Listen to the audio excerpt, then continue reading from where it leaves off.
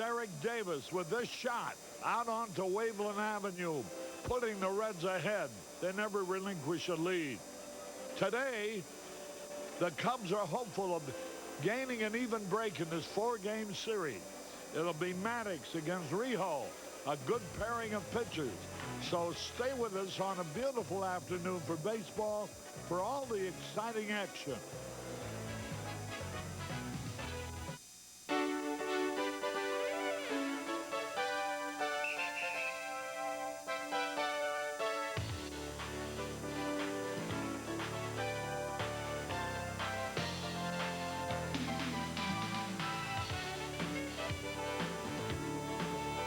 Chicago Cubs baseball on Channel 9. The Cubs are brought to you by Michelob Dry. Bold taste with no aftertaste. Mick Dry refreshes completely. Buick and your better Buick dealers. Home of the most trouble-free American cars. The Chicago Tribune. Get in the game. Pick up a trib. True Value Hardware Stores. Got a tough job to do? You can do it with True Value Hardware Stores. Your Pepsi-Cola General Bottlers. Pepsi, the choice of a new generation. Unical 76, who invite you to go with the spirit of 76. Nissan, built for the human race. Canon Cameras. Canon, the official camera of the Chicago Cubs. Canon, so advanced, it's simple. And United. Caray from Wrigley Field, where the Cubs will try for an even break in their four-game series with the Cincinnati Reds. This is also the last game the Cubs play this year against a Western Division club. At the moment, they have won 34 and lost 37. So the best they can come out will be 35 and 37, and the worst they can come out is 34 and 38. Depending on what they do here today. Pretty good matchup of pitchers. Greg Maddux, who's been the most effective pitcher for the Cubs. He's 8-2 with an earned run average of 1.66 in his last 10 starts. And Jose Rijo, the hard-throwing right-hander of the Reds, will be trying for his third straight victory over the Chicago Cubs. The Reds are now 6.5 games ahead. By winning 2 out of 3 from the Cubs, they've increased their lead by a full game. So naturally, they're in a very good mood. And the more you think about this Cincinnati ball club and its well-balanced lineup and its great fielding and its fine pitching, and their strength has been augmented by the addition of Billy Doran, who's playing third base today, you can understand why everybody's selecting them to win the Western Division title. Tom Brenneman, Steve Stone. This is Harry Caray at Wrigley Field as the Cubs do battle with the Cincinnati Reds. The Cubs are taking their positions. Here are the lineups for today's game. For Cincinnati, Winningham in center, Larkin at short, Doran at third, Davis in left, O'Neill in right, Bensinger at first, Reed catching, Duncan at second, and Jose Rijo, who is 110, lost 6, will be the pitcher. For the Cubs, Jerome Walton in center, Sandberg at second, Grace at first, Dawson in right, Salazar at third, DeCenzo in left, Dunston at shortstop, Girardi catching, and Greg Maddux, who is 112 and lost 11, doing the pitching. The umpires are Joe West behind the plate, Tom Hadjian at first, Randy Marsh at second, and Harry Wendelstedt at third. The sky's a little cloudy. There's the Cubs defense. Walton in center, flanked by DeCenzo to his right and left, and by Dawson to his left and right. The rest of the infield is as normal. Dawson enters this game in the throes of a batting slump. He's had only 6 hits in his last 47 times at bat. He only needs 3 stolen bases to join Willie Mays in a special category. And more than 2,000 hits, more than 300 stolen bases, and more than 300 home runs. Greg Maddux will be making his 29th start of the year, his 3rd against the Reds. He hasn't fared very well against them this year. 0-1, a 5.02 ERA. He's 4-5 lifetime against Cincinnati with a 4.40 ERA. First pitch, Winningham fouls it back. Skies overcast. Temperature 79. A northeastern wind at 60 miles an hour. That evens the count, a ball and a strike. The Cubs leave for Montreal following the game. Play there tomorrow afternoon. 2 balls and a strike. And we'll be on Channel 9 at 12:30 Chicago time. Wind is blowing in at the Reds dugout. Ground ball. Dunston pegs him out. Boy, what an arm he had. Winningham very fast down the line. Many other shortstops he might have beaten that out, but not with Sean. Sean can take a little extra time knowing that he has the great gun, so he can right himself. You see the pound into the glove, and then he fires across to get him.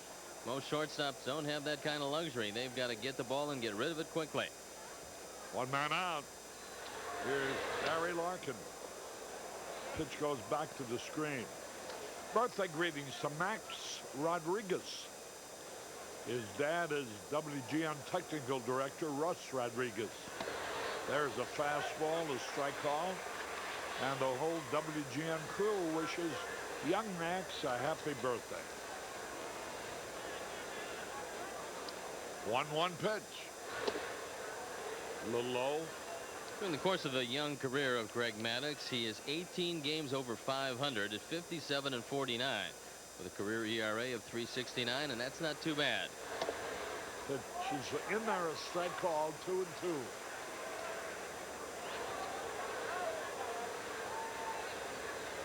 One out, nobody on.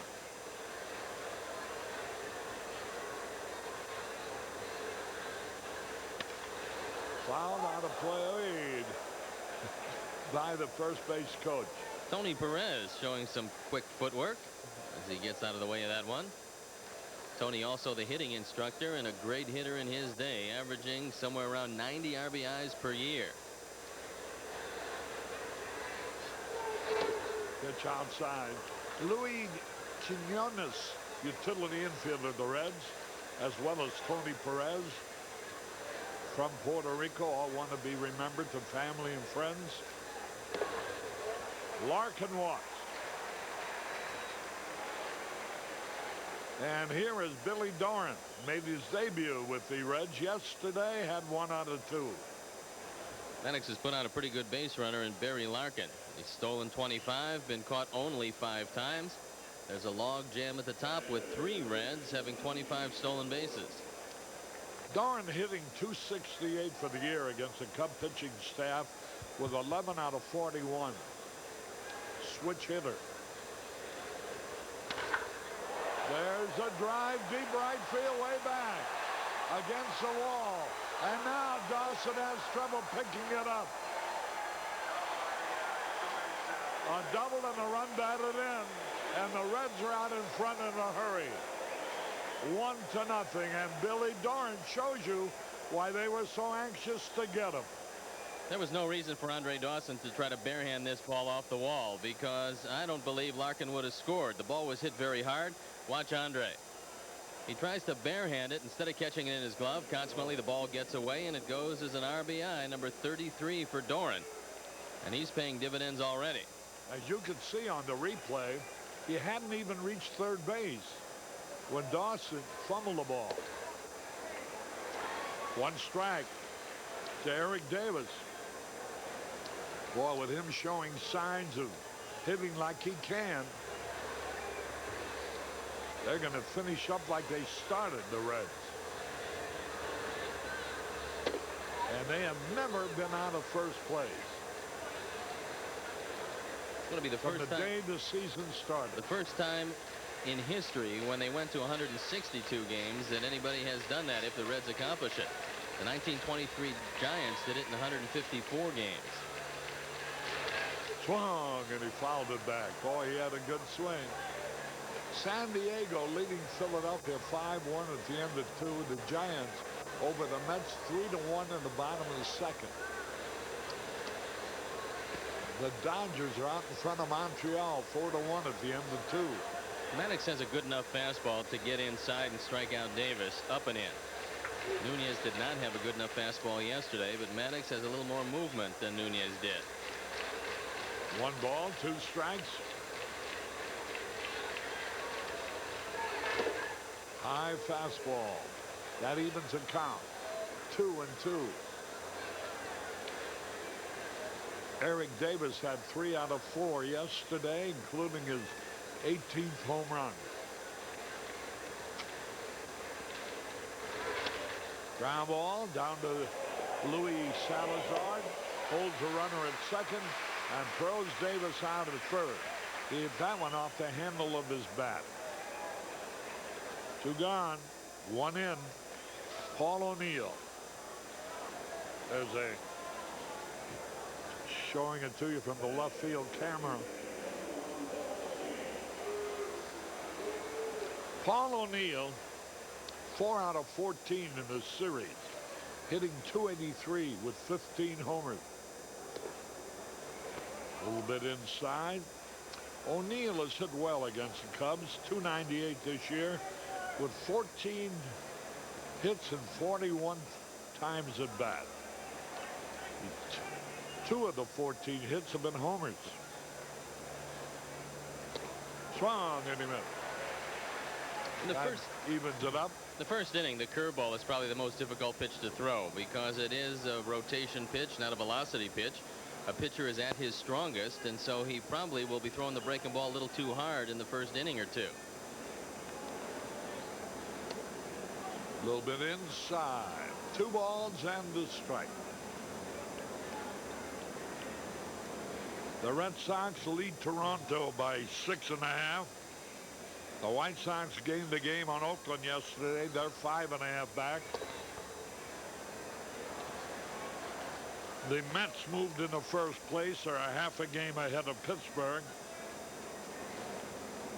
And the Dodgers lost the game to the Reds. They're 6.5 back. Ball 4.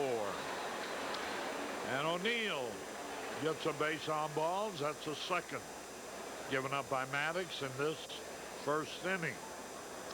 This is unusual wildness for Greg Maddux because the last 3 times out, spanning 25 innings, he's only walked 5 men in those 3 starts. He's walked 2 already early in this one. Todd Bensinger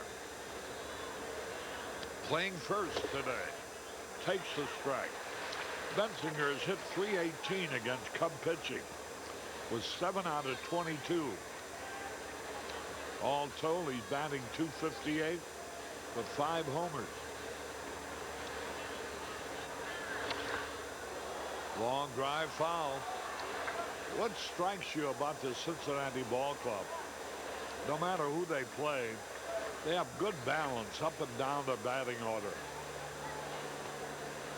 They don't make it easy on a right-hander because they will start up to 6 left-hand hitters against him and then have the same kind of pop from the right side against a left-hand pitcher.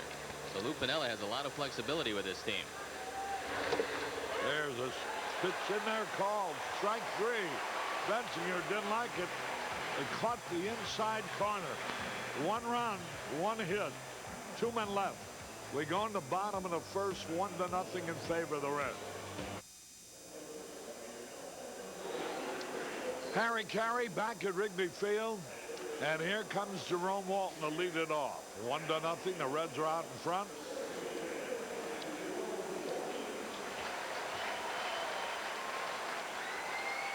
Rijo has a 2-1 lifetime record against the Cubs, and he's 2-0 this year against them. He throws hard. Fastball low. The honorary bat boy and bat girl Fouled on a play.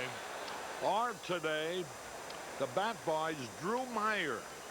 And the bat girl is Jennifer Zadecki.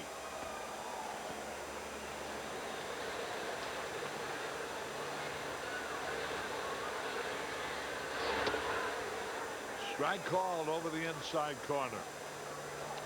Here's the Cincinnati defense, Whittingham in center.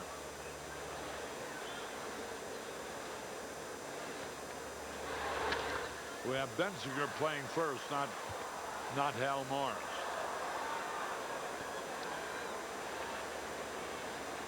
One ball, two strikes. The Giants lead the Mets 3-1 at the end of 2. There's a high fly ball, easy out in right field. Paul O'Neill takes it. Jose Rijo was signed as a 15-year-old, played as a 16-year-old. The New York Yankees got him as a free agent.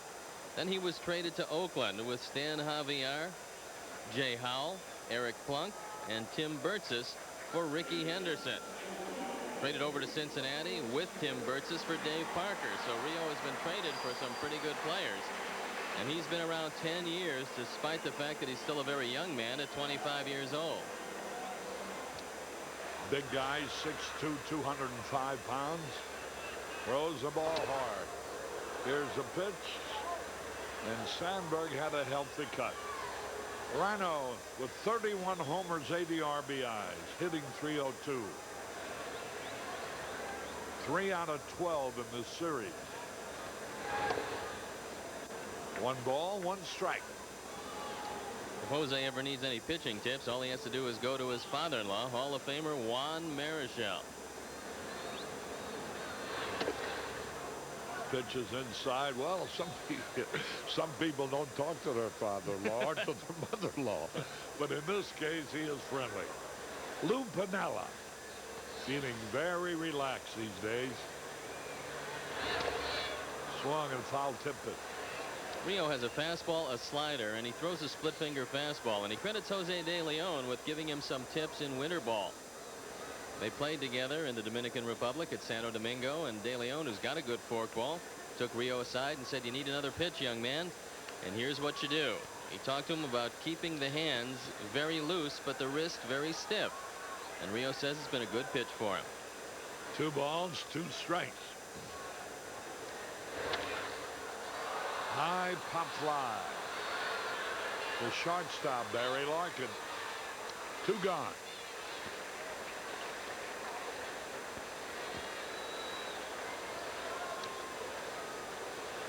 The Cubs have only won 1 game here. The Reds have won 2. The Reds already assured themselves a team-to-team head-to-head battle.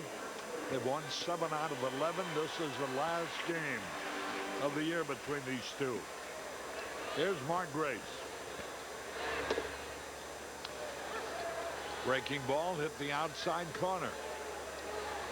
Grace 4 out of 13 in the series, hitting .308. He's hitting the same now as Dawson. Dawson's .308 and Sandberg .302.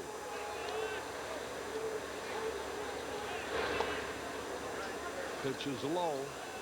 1 ball, 2 strikes. Earlier this year, Rijo had a strained muscle behind his right shoulder that put him on the shelf for about a month. He says he's feeling very good right now. There's a bell. Bouncing ball hits the bag. He's got a hit. And Mark Grace now leads the regulars in hitting. He's hitting more than Dawson. He's hitting more than Sandberg. He's probably up to .309 after that hit. Early in the year, it looked like there were 15 fielders out there when Mark Grace came to bat. Now he's getting all the breaks. This one right back up the middle. Larkin was going to make this play easily. It hits right in the middle of the bag. Larkin can't do anything with it. And Mark Grace, who's hitting very well, also getting a little lucky. He's hitting .410 in his last 16 games at this point. Here's Dawson. Quick throw. Dawson only 6 out of his last 47. 1 out of 10 in the series. Hitting .229 for the year against the Reds. Little tap to the shortstop over to first. Easy out.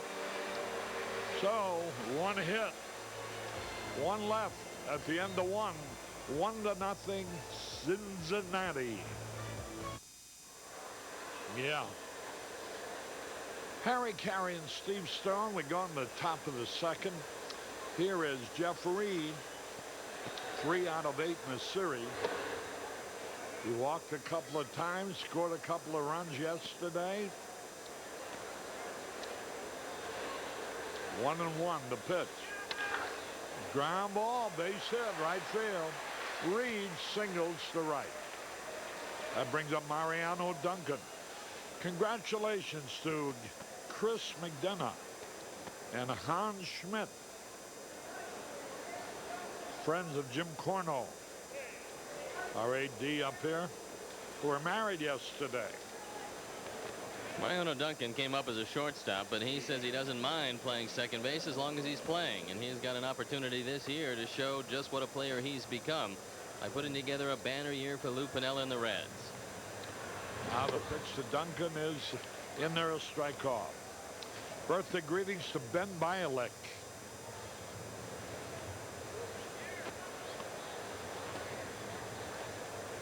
Now the stretch. Pitch outside. Young Ben is 9 years old today. He's here with his mom and his dad and the rest of his family. Duncan's hitting upwards of 440 against left-handers, but just 220 against the right-handers of the league. Low and outside. Well, they're here from Bud's Sports Bar in Downers Grove and from Sir Donald's Pub in Downers Grove.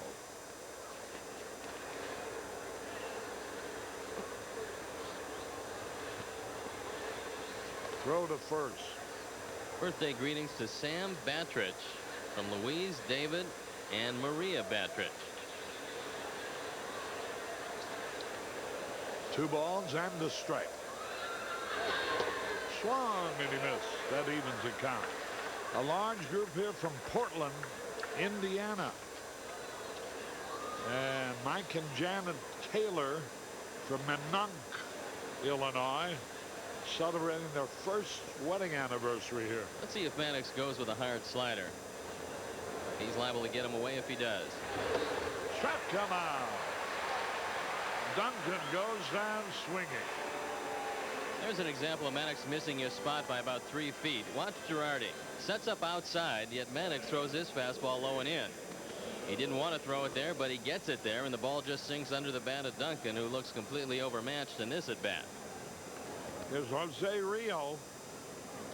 He's had 9 hits. Pretty good hitter. Hitting 200 for the year. He's on the bunt, but it goes foul. Randy and Mary Jo Smith are here from Mount Carroll, Illinois. And they're here from Chillicothe, Ohio. Dan and Tony Easterday. Easterday. Rijo has 7 sacrifices this year. Jack Armstrong, who was recently disabled, leads the team with 13. Swings and he fouls it. Sacrifice was taken off on that pitch. Betty Mousy from New Paris, Indiana, and her son Clifford. And Ken Mousy. I think Rijo might have missed the sign. Sam Perlazzo, the third base coach, came down to have a word with him, and it's very possible that he misread what Perlazzo was giving him. As usually, you don't talk with a man with 2 strikes. 0-2 the count. He bunts foul. That's a strikeout for Greg Maddux. As Rijo trying to bunt on with 2 strikes on him, bunted foul, and is credited as a strikeout to Maddux. He stabs at this ball, and the head of the bat goes down. That means the ball will go up, and Rijo is out. So now you have to watch the bunt. 2 men out, runner at first. Mark Grace is holding Jeff Reed on, which means that the right side is pretty vacant for Winningham, who loves to drag the ball up the right side. They're here from Jeffersonville, Indiana, Mike and Brad Stewart.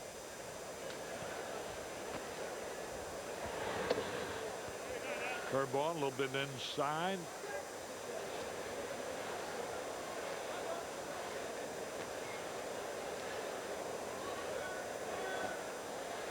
Brad Kelly, Mark Norton, and Scott Riggs from Lexington, Kentucky are here.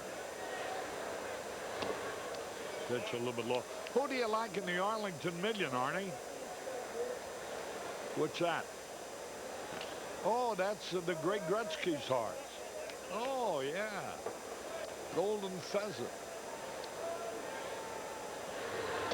Is Gretzky going to be on hand for the race? Yeah, I think so, too. 3 balls, no strikes. Herm Winningham.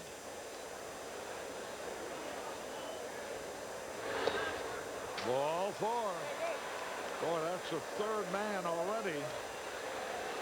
And that brings up a much more dangerous hitter in Barry Larkin with runners on at 1st and 2nd and 2 out.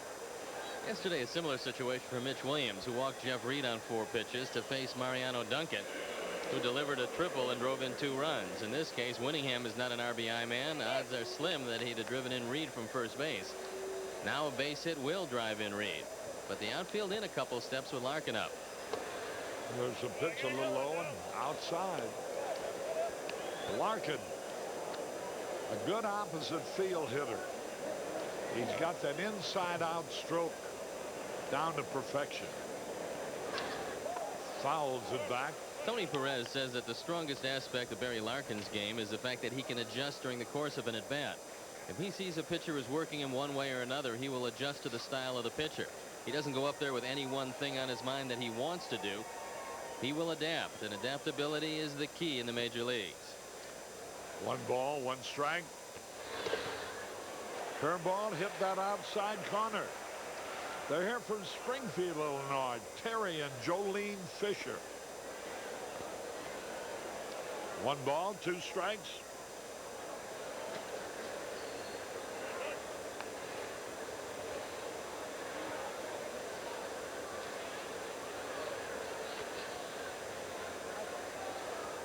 Two men out, 2 men on. 1-0 Cincinnati. Fastball is high. David and Catherine Hoff are here from Little Rock, Arkansas. 2-2.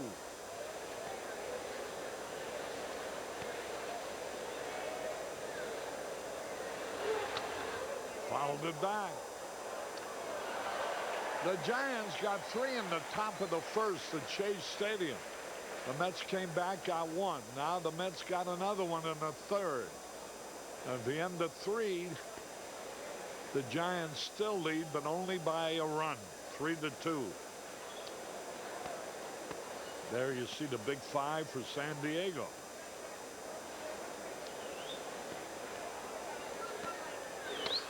Bouncing ball to Dunston. He's got it and throws in time to retire the side. 2 men left on base. We go in the bottom of the 2nd, 1-0 in favor of the Reds.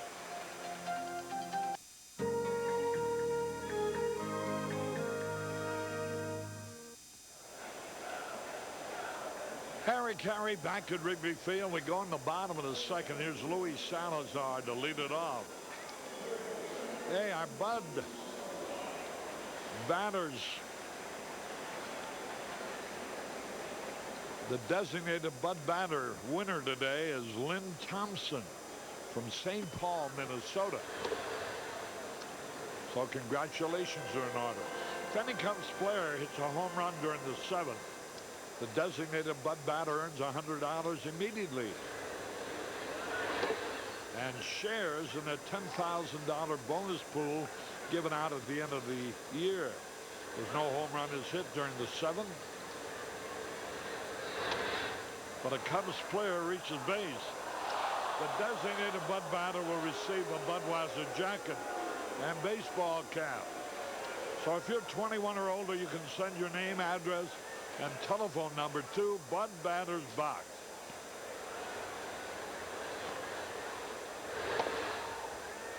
Post Office Box 12208, St. Louis, Missouri. Zip is 63157. Foul out of play. And maybe we'll get a chance to read your name off as we just did Lynn Thompson from St. Paul, Minnesota.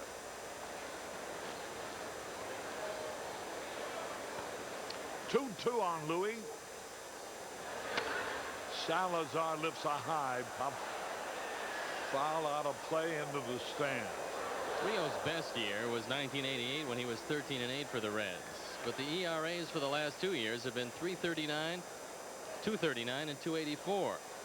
Last year he had some back problems. The only thing that's really stopped this man because of his great stuff has been his own physical problems. He's never been able to put together a full season.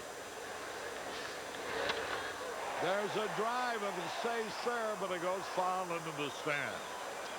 Mike Del Deegan is here from Monero, Louisiana.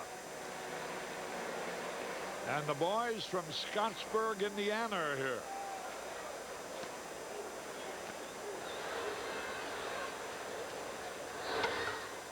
A high pop fly down the right field line in foul territory. Nobody can reach it into the stand. 2 balls, 2 strikes. The Prater family's here from Tulsa, Oklahoma. Sister Rosemary will be holding her annual Family Fest for Misericordia next Sunday, a week from today. The fest features ethnic food and all-day entertainment for a great cause, Misericordia. There's a high pop fly. O'Neill coming a long way. The wind blows it into the stands foul. It's becoming a pretty good battle between Luis Salazar and all the people in the stands fighting for the souvenirs he's providing for them. Salazar also battling Rijo very well.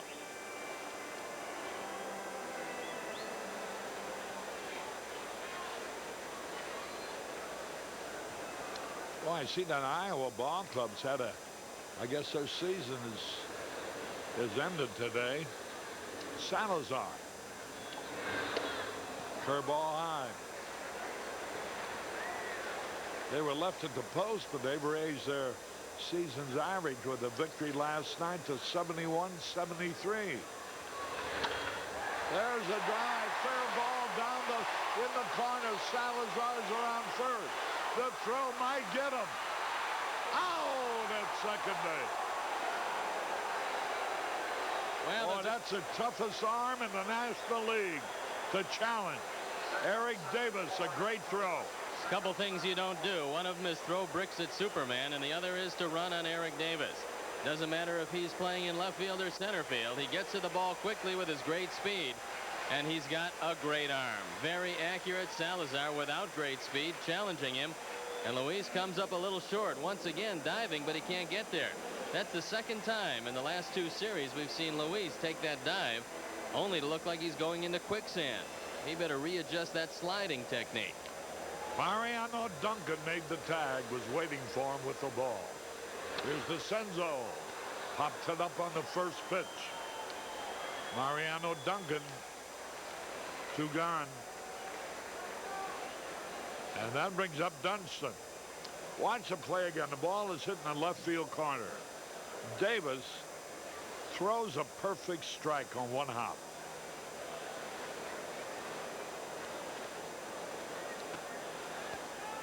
Called by Randy Marsh, and watch the slide. No doubt about it. There's Sean Dunston, 3 out of 11 in the series. Sean's hitting .287 for the year, 16 homers, 64 RBI. Popped it up, first pitch. Duncan under it. And so it's 1 hit, but only 3 men batted. At the end of 2, 1-0 Reds.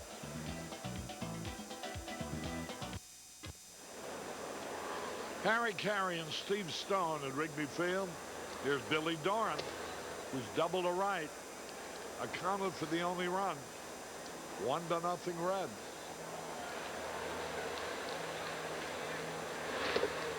Strike call. Dorn wanted to go to Cincinnati. That's his hometown, and odds are he will be signing with the Reds, even though he can become a free agent at the end of this year. I liked his answer about the Mets. He liked the Mets organization, but they insisted he sign for next year right away. He wanted to think it over. There's a line drive, base hit. So the Mets signed Tommy Herr instead, and all he did was win the ball game for him yesterday from the Giants 6-5 with a home run #1 and a fine fielding play #2.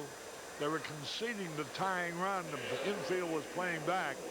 The ball was hit hard to Herr, hard enough to throw to the plate, which he did, to nail what would have been the tying run. Here's Eric Davis. A little pop fly might drop.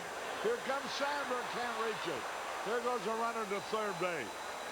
A little pop fly in short right, drops for a hit.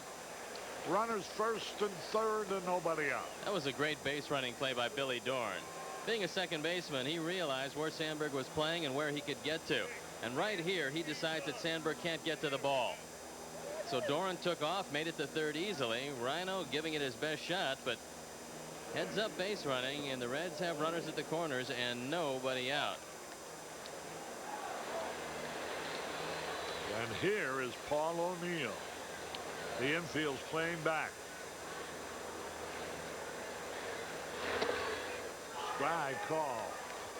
Let's pause for identification.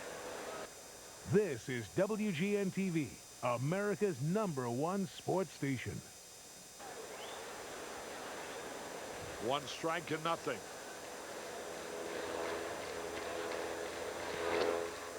Little wide ball. The Dodgers just hit Montreal with another 4 spot.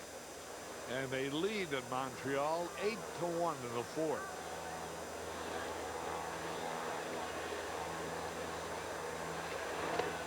Swung and he foul tipped the pitch. 1 ball, 2 strikes. It was a good straight change by Maddux, who pulled the string on O'Neill. If he does that again or throws a good breaking ball off speed, he'll get the ground ball, and the Cubs will certainly trade the run for 2 at this point. 1 ball, 2 strikes.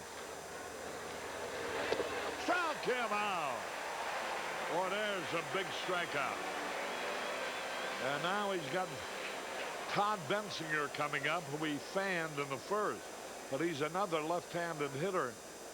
Back-to-back straight changes in a very good location for Greg Maddux. O'Neill geared up for the fastball. Swings well out ahead of this one. Bensinger is grounded in the 3 double plays this year. Runners at the corners.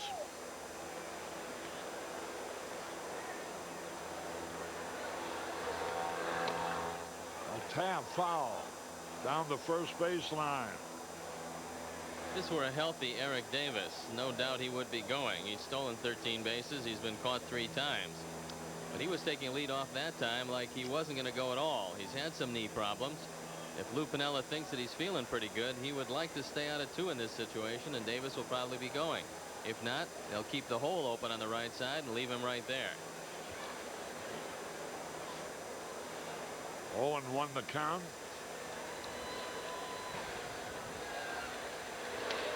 Swung and he fouled it back.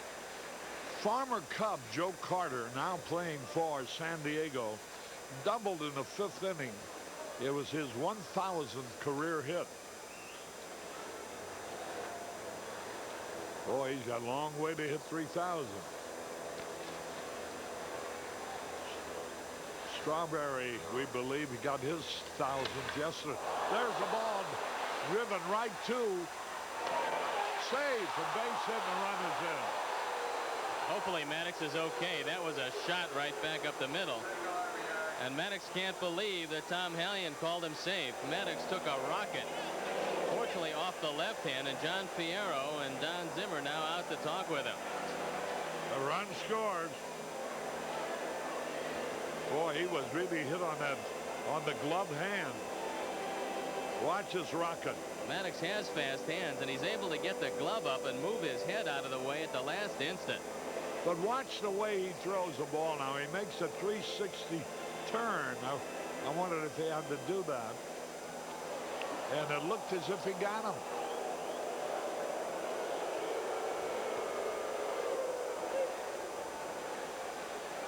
We'll slow it down for you and see if Maddux does get him. Picking it up barehanded, throwing in the same motion. Looks like he's got enough time to pour it across and get him. Benzinger without the great speed. I thought he had him at first.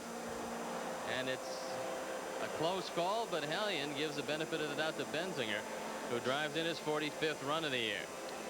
Well, they say a tie usually goes to the runner.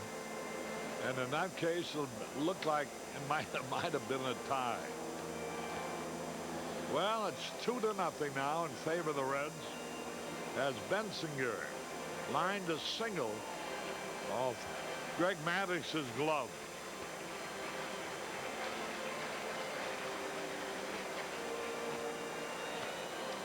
Breaking it down, they still might have. It looks like they still might have had him. Benzinger's 45th RBI of the year. Scored Billy Doran. Well, Doran's been to bat 4 times for Cincinnati. 3 for 4 and lined out the other time, so that's not too bad. Well, he has scored a run, batted in a run today, and had 1 out of 2 yesterday. Here's the pitch fouled out of play. Boy, it seems like teams, no matter how many good ball players they have, when they have a chance to add a player of Billy Doran's talent, a team with a chance to win the pennant or the division will not hesitate.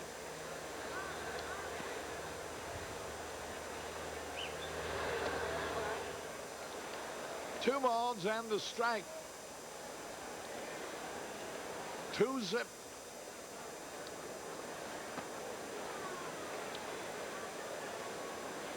Eric Davis, the runner at second. Benzinger at first. There they go. A bouncing ball in the left field. A base hit. The run's going to score. They started both runners. Looked like Eric Davis and the ball arrived at the same spot, and Luis Salazar kind of shied away. Had Salazar moved in to make the play, he might have gotten the contact, in which case Cubs would have gotten an out. In this case, it's RBI number 13, and watch it on the left side. Salazar moves across, but he stops to avoid Davis. That allows the ball to go into left field. And the Reds starting to pour it on once again. And Jeff Reed continues to be in the Cubs' hair. He bounced the signal to left. Here's Mariano Duncan. 3-0 Cincinnati. Boy, they look like a division winner in this series. They've had great pitching. Even the game they lost, the Cubs only had 3 hits for 8 innings. And then sparked by a loss in the Sun fly ball, they scored two runs in the bottom of the 9th on 4 hits to win the ball game. Ground ball might get 2. Out at second base for 1. Safe at third.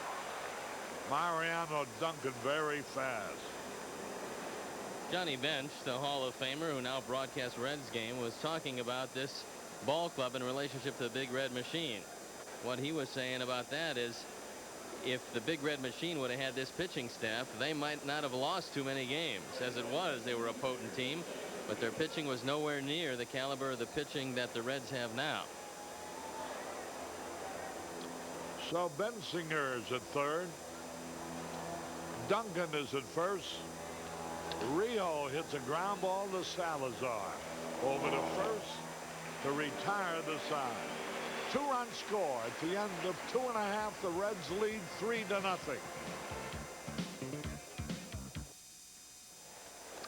Harry Caray back at Wrigley Field. We go in the bottom of the third. Joe Girardi takes strike 1. Tom Brenneman will be along at the end of the inning.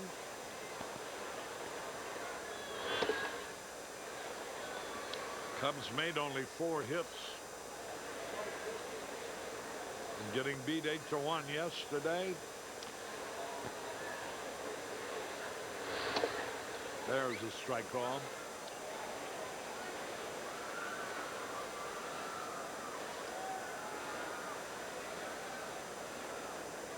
That is Magnum.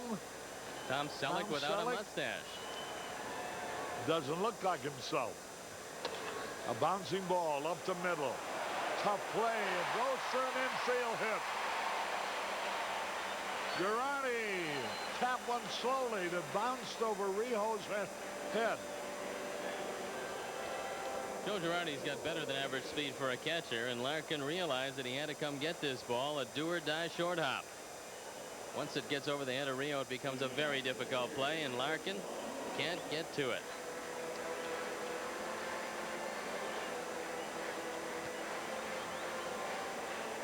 Runner on. Let's get another look at Selleck. I guess he must be making a movie here or something. Whoa, almost hit him. He squared around the bunt. And boy, he had to duck out of the way of that one. Maddux with good reflexes. This one actually right at his head, and Maddux able to get down. 1 ball, no strikes. There's Selleck. Are you sure that's him?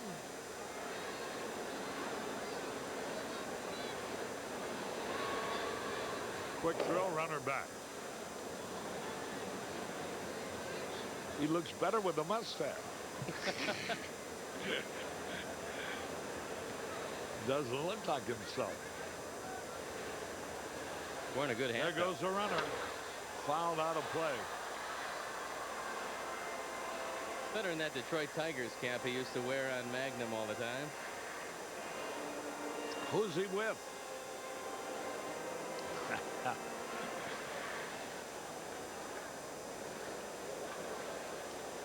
I thought one of your cameramen was with the National Enquirer. 1 ball, 1 strike. He bunts. And Rijo tags him out coming down the line. 1 unassisted. A sack for Maddux. That's good execution by Greg Maddux, who gets the job done under the most difficult of circumstances with 2 strikes. Maddux now with 4 sacrifices this year. You see how far he goes up on the bat to make sure that he has control. His hands were well above the label, and he was able to get the bunt down. Rijo does the job himself. Here's Jerome Walt now. Well, before you get 3, you got to get 1 first. And we at least have a man in scoring position with 1 out. Walton and Sandberg coming up. Jerome flat out to right his first time. Started a swing. They appeal, and Tom Hadgen says no, he did not swing.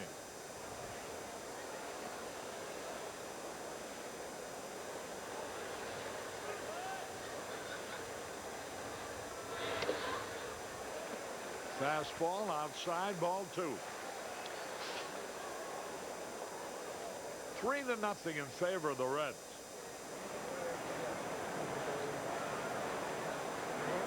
We're in the bottom of the 3rd.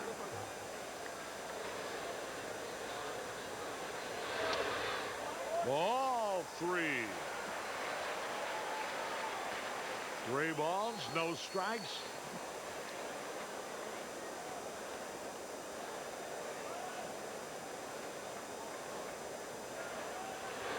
He walked in. That's his first base on ball. And here comes Rhino now. Rijo has given up 9 home run pitches. Sandberg with 3 out of 13 in the series. Jose has balked 4 times this year, and that's an unusual number. Stan Williams goes to the mound, have a talk with him. He worked Rhino very well in the first inning, getting him on a changeup. On the pitch, he popped out to Barry Larkin. But the stage is set now with Rhino representing the tying run, although the wind is blowing in 16 miles an hour.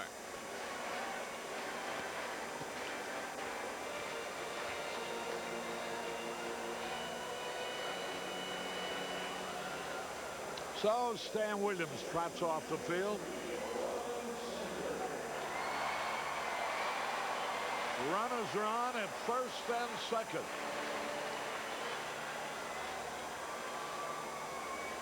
One man out. Sandberg fouled it back and out of play. He got a pitch. There was looked like it was in his wheelhouse. He had a good cut at it. Fouled it back. 31 homers, 80 RBIs for Ryne Sandberg.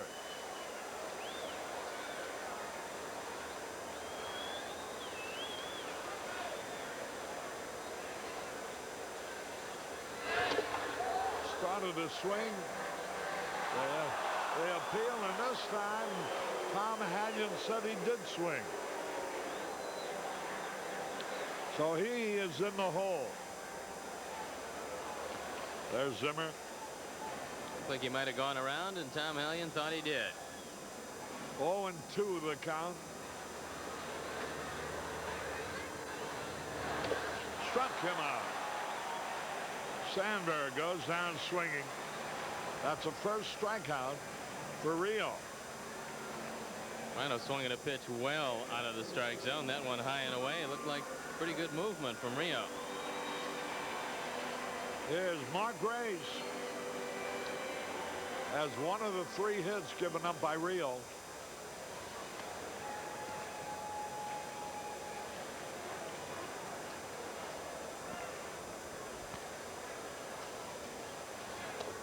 Fastball low and outside. 1 ball, no strikes. If the Cubs get a shot and keep this one close enough, Rijo is very easy to steal against. He's got a very long, slow delivery. Ball too low. 2 balls, no strikes. The Giants now lead the Mets 4-2 in the bottom of the 5th. Over the outside corner, a strike call.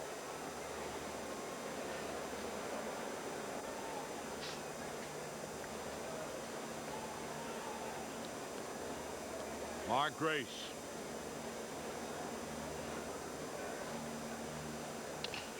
There's a looper in the center field. It drops a base hit. A run is in. The throw to the plate is cut off by Rijo. Actually fielded the throw coming into the plate. RBI number 63.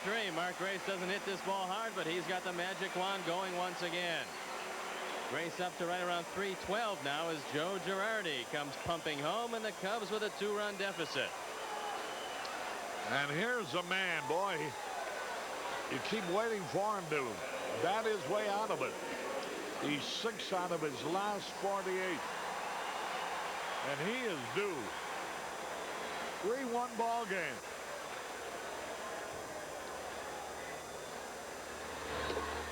Outside and high.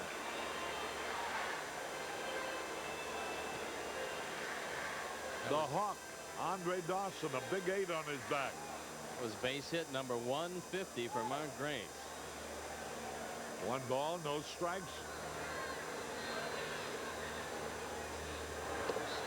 Started a swing, tried to check, and he had gone around. 1-1. You know, toward the end of last year, Andre was doing the same thing he's doing right now. In an effort to quicken up his hands, he's starting the hands. And when you start them that quickly, you can't stop on a pitch going low and away. That's what happened on the last pitch, and that's what Andre's been doing for a while. 1 ball, 1 strike, 2 out, 2 on, 3-1 in favor of the Reds.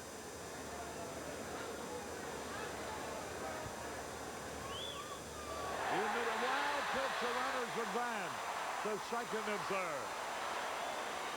A wild pitch by Rijo. Only the second wild pitch of the year for Jose Rijo, and this was a very wild pitch. Not much of a chance for Jeff Reed as the ball hits well in front of home plate, and skips on by him. He can't get his body in the way in time. And now any kind of a hit to the outfield would score 2 runs with 2 out. Dawson with a chance to tie up the ball game. 2 balls and a strike.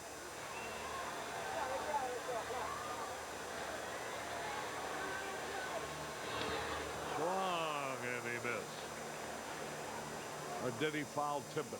Foul tipped it. Foul tipped it. As Jeff Reed will tell you, as he caught that one very low on the chest protector. Here's a wake-up call. Hello, Jeff.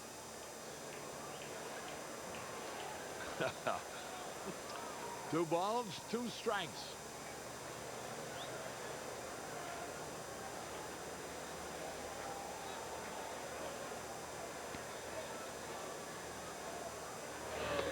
Ball 3. Boy, he has shown signs of wildness in this inning.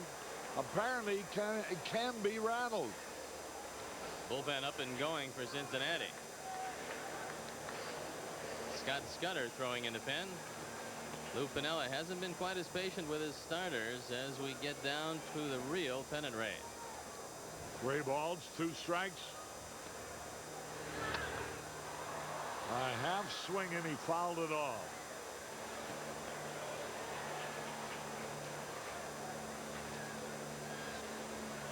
Looks like Dawson is undecided on pitches. 3 balls, 2 strikes.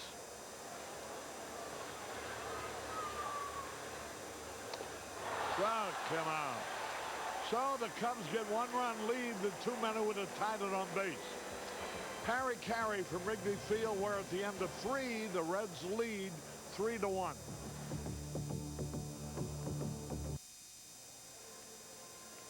Producer Director Arnie Harris and Steve Stone. Tom Brenneman back at Wrigley Field, where the Cubs trail the Reds 3-1. Rijo, a shaky 3rd inning. Perhaps the Cubs just a short time away from getting to him. Winningham, a ground ball Dunstan's way, but the throw is high and Winningham is in safely. Sean Dunston picks up the air on that play, and Greg Maddux doesn't need any bad luck behind him because he doesn't have his great stuff today. And I think the Cubs can get to Rijo because he doesn't look like he's got the greatest stuff either. If you look at Jose Rijo, he's a guy that certainly has tremendous stuff, but you can catch him on bad days, and another throw from Dunston is high. They're showing a base hit up on the scoreboard. I'm not sure I can believe that, but apparently Christmas comes early for Herman Winningham. Well, we'll have to wait on that before actually putting it into the book for a second.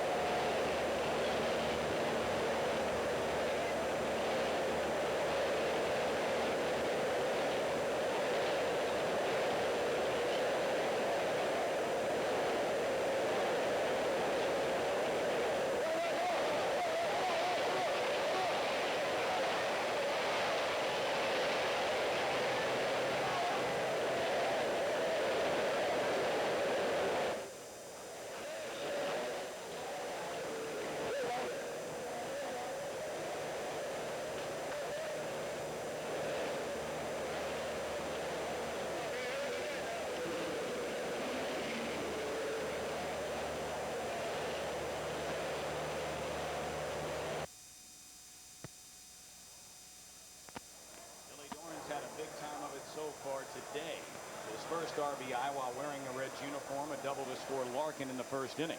He singled and scored in the 3rd. Doran playing 3rd base for the first time since instructional league after his first major league season. And no, that is not Barry Larkin, by the way.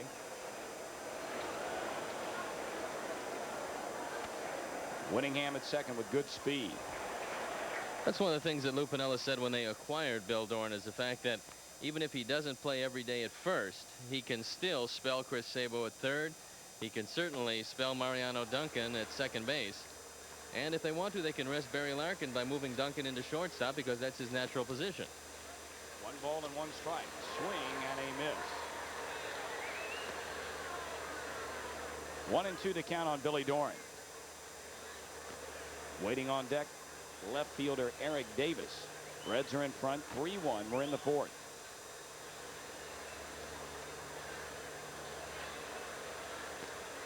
The 1-2 pitch, and he just barely got a piece of it. Congratulations to a couple of great Cub fans getting married today. Ellen Kaufman and Jeff Roth, and a big group of Cub fans headed up by Sam Boyd Sr., Rick Smith, Felix Myers, also watching the game in Las Vegas at the Stardust.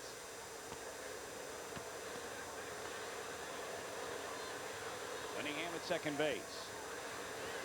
It's 1 ball and 2 strikes to Billy Dorn. Maddux bringing it. A little bit high with a fastball. 2-2.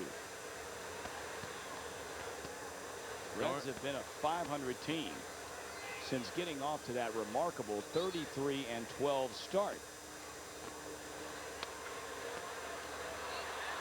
Dunston's going to have to hurry, and he got him by a half step.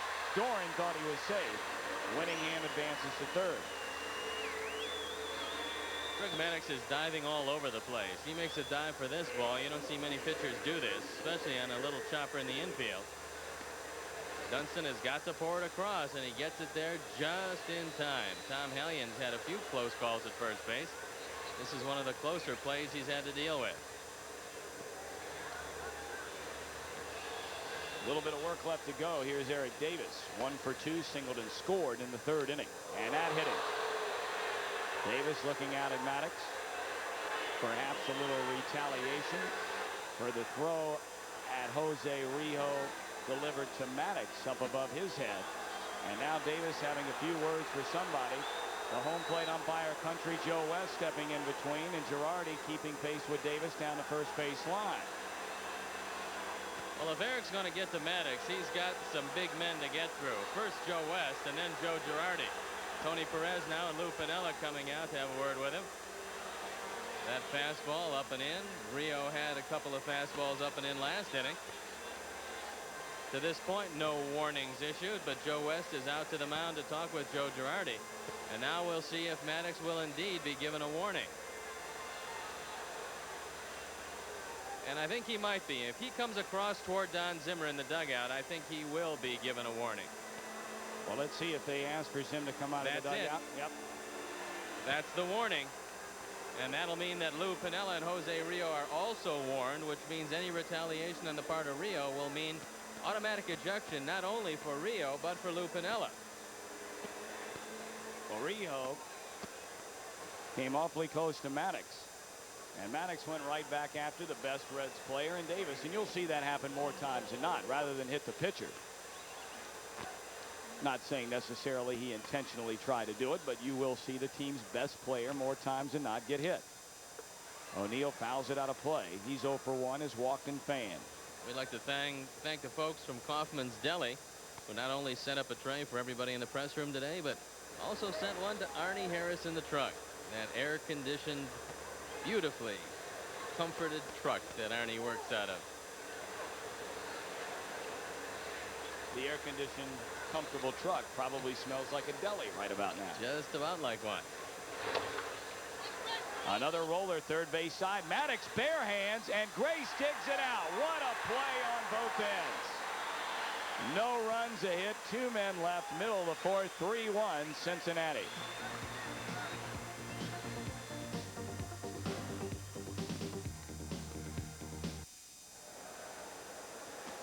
Cincinnati, and Luis Salazar to lead things off against Rijo. A count of 1 ball and 1 strike. Mention the fact that Doran, for the first time in 10 years, is playing third base. He, of course, has been the Astros' everyday second baseman for the better part of 9 seasons. It's a much different throw from third. You have to stay more over the top. At least most third basemen do. A lot of second basemen get in the habit of throwing the ball sidearm. Dorn, we'll see how he adjusts. Shallow pop up into left field, going to be Winningham stepping in front of Davis. 1 out. Herman Winningham was an example of what a productive farm system can do, even though you don't get up with the team that drafted you. He was one of the stars of the farm system with the New York Mets, and they thought for a while that he would play center field. But he came along at the same time of Mookie Wilson and Len Dykstra. He was eventually used in a 4-player deal that brought Gary Carter to the Mets, and so the productive Met farm system at that point got them a catcher that helped them build a championship team. Here's Doug DeCenzo, who popped to second base in the second inning. Watch this play by Greg Maddux. He's a great athlete. He barehands the ball off balance throw, and Mark Grace on the other end picks it up, and he gets him at first to save a run. 1-1 to DeCenzo from Jose Rijo. DeCenzo in his last 15 starts hitting at .352. 3 doubles, couple of triples, and 6 knocked in. Should be the second out of the inning. Winningham there, and it is. Rijo is going for his 3rd straight win. And since coming off the disabled list July the 21st, he has a 5-3 mark with a .283 ERA. You know, everybody looks at a pitcher, Tom, and they say, well, your body doesn't take much abuse. But the reality of it is, because of all the contortions on the mound, if you don't have a fairly supple and strong body, you're going to break down. And that's been the problem with Rijo during the course of his career. Outside of the injuries, he's been very tough to hit. First pitch misses to Dunston. 1-0. Sean popped out to end the second inning, going Mariano Duncan's way. 2 down, nobody on. And popped up shallow right field. Duncan again drifting toward the line and makes the catch. Not an easy play. 1-2-3 for Rijo. We played 4 at Wrigley Field. Reds 3 and the Cubs 1. Todd Benzinger leading off the 5th inning. Hits a high drive but foul. First base side. 0-1. Benzinger 1 for 2. He hit the line drive off Maddux that took his glove along with the ball to drive in a run in the 2-run Reds 3rd.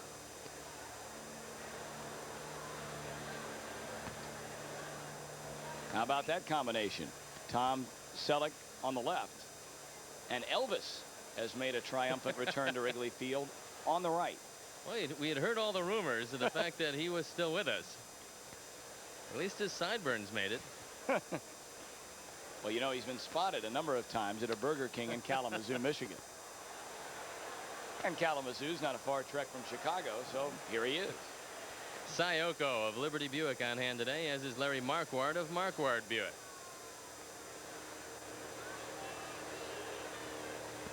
Count 1 ball and 2 strikes on Benzinger. First base side, Grace flips to Maddux. 1 gone.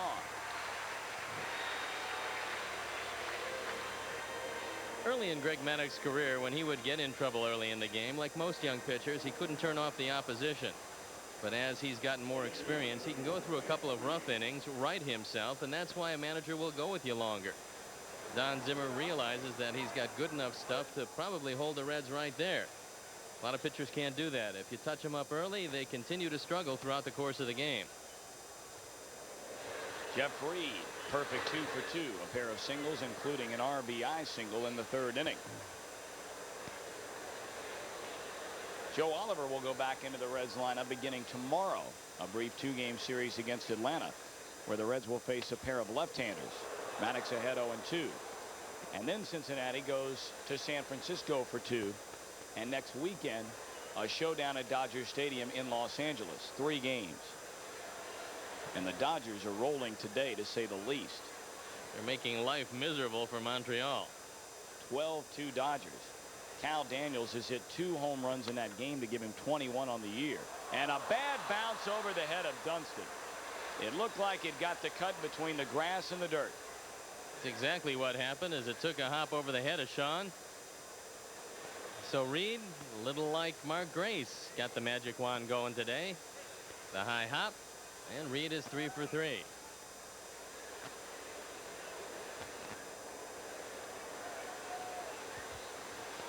Mariano Duncan is 0 for 2, is struck out and bounced into a fielder's choice.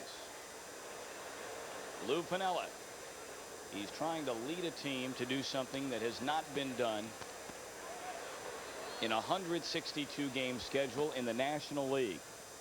And that is to be in first place every day of a full season.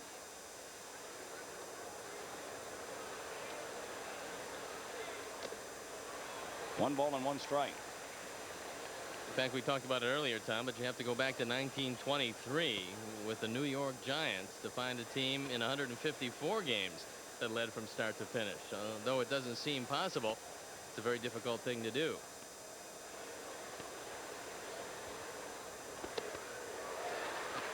Duncan having a tough time with Greg Maddux today. I think Duncan's got some problems against right-hand pitchers. That's the thing that drove him to switch hit when he was with the Dodgers.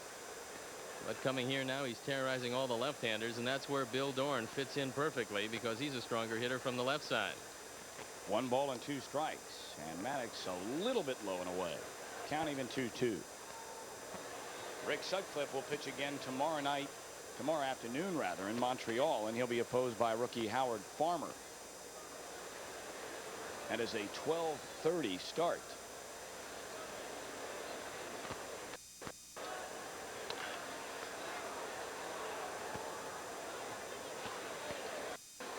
Don Zimmer, talking about the catching situation, was pleased overall with the performance of Damon Berryhill yesterday, although Berryhill would have had 2 shots at trying to throw out base runners, both times hit and runs, and both times the ball was fouled back. But he still said that Girardi has earned the #1 catcher, and he will do the lion's share of the catching the rest of the way. Reed at first, 1 away. 2-2 on Duncan with Rijo on deck. Full count. Cubs have won 26 of their last 43. Girardi a big reason why. And during that stretch, the Cubs have won 17 of 25 here at Wrigley Field. There goes a runner, and it's ball 4 to Mariano Duncan. That is the 4th walk issued by Greg Maddux.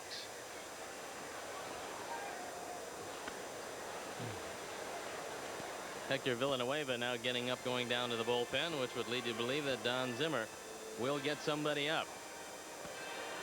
Maddux is struggling with his control, and that's most unusual with only 5 walks in his previous 3 starts. 4 already here today. And a little shoe repair going out on the mound as once again Sam Perlazo in to have a word with Jose Rijo. In situations like this, many times what a third base coach will say is, look, we got the bunt sign on. However, if you see both the third baseman and first baseman charging flat out, draw the bat back and try to poke at the ball. Maybe you can find a hole in that infield with everybody shifting around. So let's see what Perlazo and Rijo have in mind. Rijo couldn't get the job done when asked to bunt in the 2nd inning. He has Reed at 2nd and Mariano Duncan at first base. 1 down in the 5th. Apparently that did not get a piece of Rijo's bat, and both runners will advance.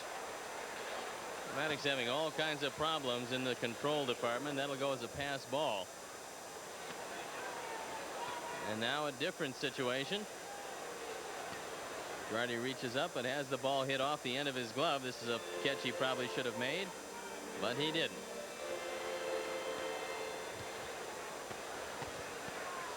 One ball and no strikes on Jose Rijo. The leadoff man Winningham would follow. Infield drawn in. 2 balls, no strikes. And now the bullpen's going to get up, I believe. Phil Roof looking down to find out who they want to get up. 2-0 to Rijo. Runners at 2nd and 3rd. He drops a bunt. Maddux spins in the air. Can't have a play.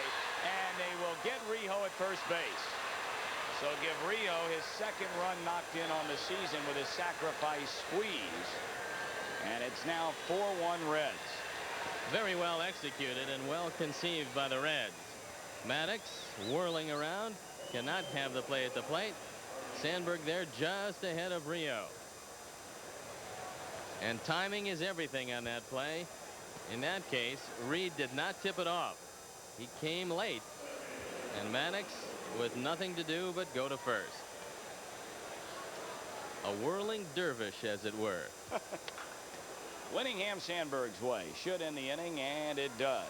Cincinnati 1 run, 1 hit, 1 left. Through 4.5, Reds now leading 4-1. Father and son enjoying the ball game today at Wrigley Field, and hello to you. It's a 4-1 Reds lead. It'll be 8-9-1. Girardi, Maddux scheduled, though Dwight Smith is in the on-deck circle. And Girardi lifts a fly ball. This could be trouble for O'Neill near the wall and makes a grab. So it is indeed going to be Dwight Smith to pinch hit for Greg Maddux. Another look at the squeeze from Jose Rijo. Maddux did not know that Reed was coming, and that's one of the reasons why he's unable to make the play. Couple that with a very good bunt on the part of Rijo, and that will conclude the day of Greg Maddux, as Dwight Smith is going to pinch hit for him.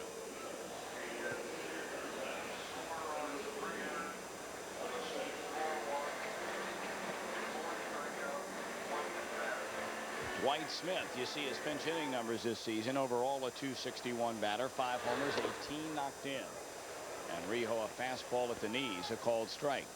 So Steve Wilson will be the man to come on and pitch in the 6th inning against Cincinnati. Pulled down the right field line. It gets by Benzinger. Smitty a big turn, but he'll slam on the brakes.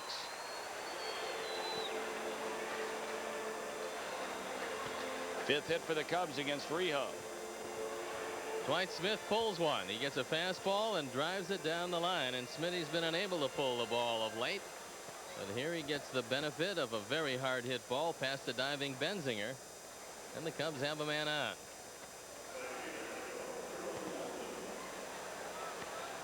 Good effort by Benzinger, but he just comes up a little short. Top of the order we go with Jerome Walton. 0 for 1 is walked. Toronto's Dave Steve has a no-hitter through 7 innings against Cleveland. The Jays are leading the Tribe 2-0. Steve has walked 2 and fanned 8. So we'll keep a close eye on that one for you.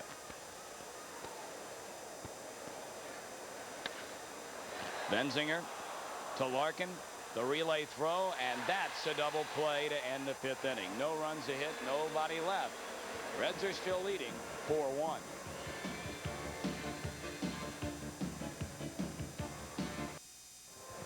The producer director of Cubs baseball is Mr. Arnie Harris.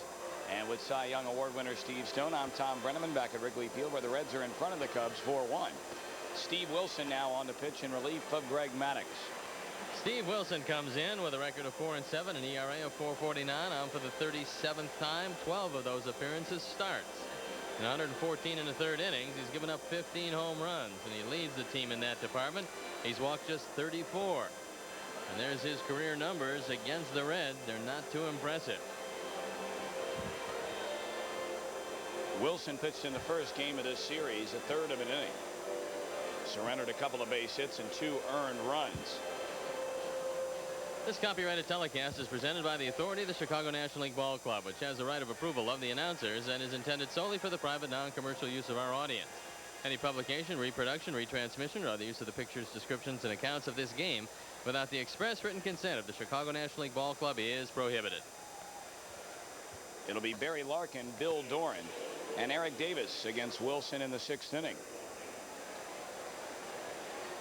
Larkin 0 for 1, has walked, scored, and dropped a sacrifice bunt his last trip.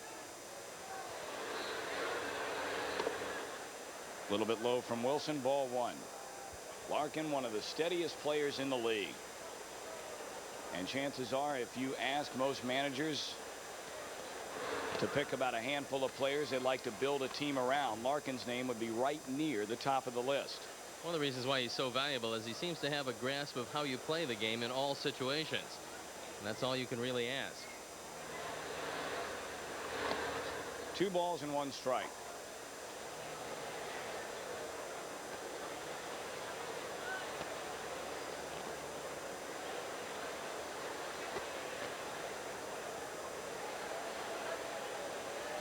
Steve Wilson has certainly been a much better pitcher out of the bullpen this season. He was in the rotation, you may recall, when the season started. Why do you think that is? It's hard to figure out. Sometimes a pitcher will feel better knowing that he might work every day as opposed to thinking about it for 3 or 4 days in between each start. And Wilson seems to fall into that category. And there's a base hit to center field by Larkin, his first, and the 9th for Cincinnati. I do know one thing about Wilson. Early in the year, as a starter, he had a lot of counts like he just did to Barry Larkin, which was 3-1, and without a lot of movement on the fastball. And Wilson's fastball is pretty true. You throw the fastball in the fastball situation, a quality hitter is going to get a good swing at it. Early in the year, Wilson, who had the great control all last year, found himself behind consistently, and that's when he gave up the big hit. Billy Dorn 2 for 3, a run scored, a run knocked in. His first RBI as a member with the Reds. Collected his first hit yesterday and asked for the baseball. And he tears into this one. DeCenzo giving chase and will get there to make the play. He gets such a tremendous jump when the ball leaves the bat. It's a lot easier to read the ball in left or right field. You can tell by the angle of the bat if the ball's coming to you, and DeCenzo off with the crack of the bat, moving effortlessly to get to this one. So a great jump. Doug continues to sparkle defensively wherever Don Zimmer puts him, and airless in his major league career.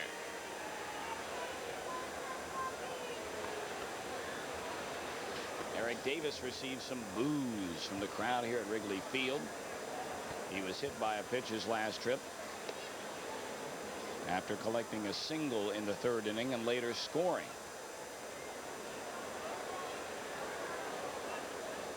Larkin with 25 stolen bases on the year.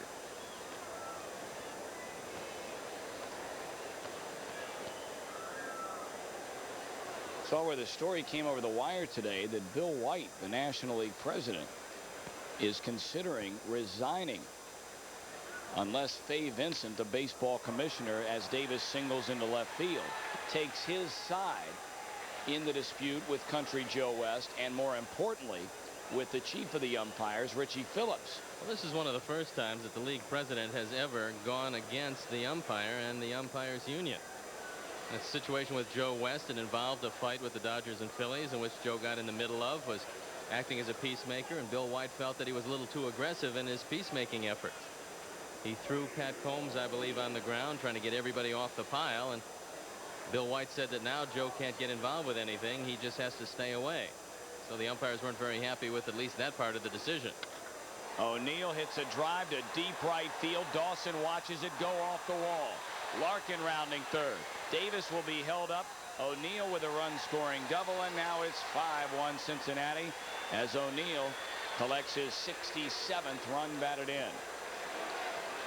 Paul O'Neill was platooned against left-handers when the Reds got Glenn Braggs, but he's showing Lou Piniella that he can hit the lefties. Andre Dawson with a nice carom off the wall, but not before the Reds had another one. And once again, as they've done so many times this year against the Cubs, they have handled the Cub pitching, and the Cub hitting has been unable to handle the Reds pitching. Todd Benzinger will receive the intentional base on balls as Kevin Kaufman, a right-hander, starts to get loose down in the bullpen. Jeff Reed will come to bat with the bases loaded. Now's a chance if Lou Piniella wants to get Joe Oliver some at-bats, he might want to go to him. Oliver, the better of the two defensive catchers, and he hasn't had a whole lot of playing time lately as the Reds have run into a lot of right-hand starters. But apparently Lou is going to stick with Reed. Reed a perfect 3 for 3 with an RBI and a run score. His last hit was a gift when it caught the dirt and the grass seam just behind the pitcher's mound to bounce over Dunstan's head into center field. So Davis at third, O'Neill at second, Benzinger at first. One away with the Cubs trailing 5-1 in the sixth.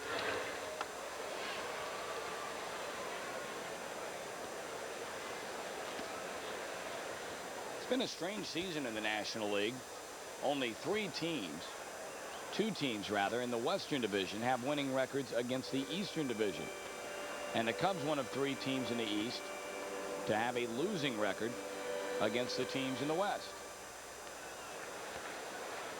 Tough to figure. The only teams from the West with winning records against the Eastern Division, Cincinnati and Los Angeles. Everybody else well below 500.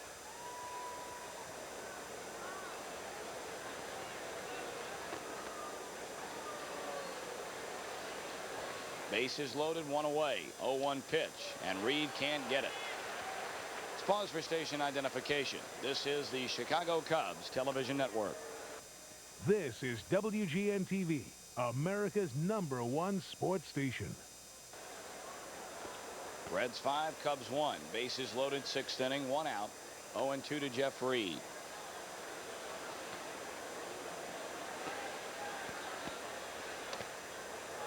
Just missed.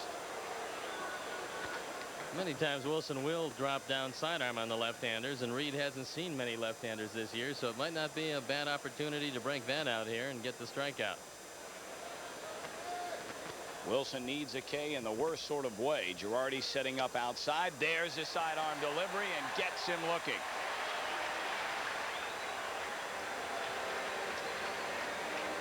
Now Don Zimmer coming out, and odds are that that will be it for Steve Wilson, because Don Zimmer knows that Mariano Duncan murders left-handers. Threads the needle on the outside corner with a fastball. That's it for Reed, and that's it for Wilson. And at least temporarily, that's it for us. Bases are loaded, 2 away. Reds in front by 4. Back with more in just a moment.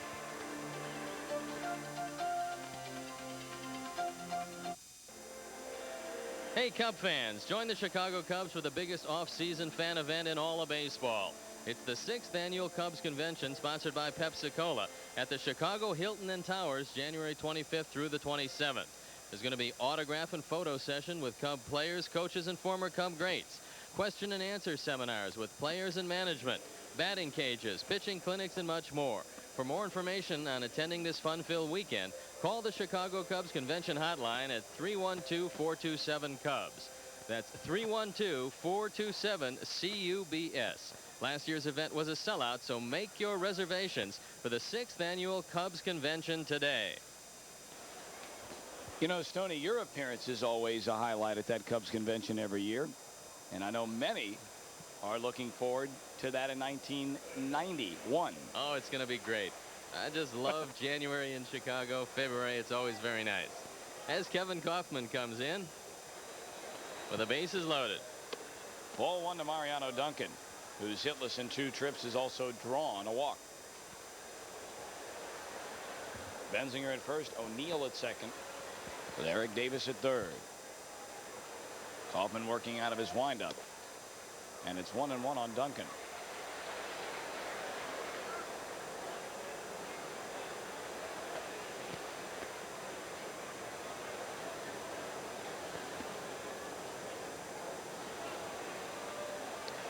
Swinging a foul ball out of play. 1 ball and 2 strikes as Jeff Pico starts to get loose.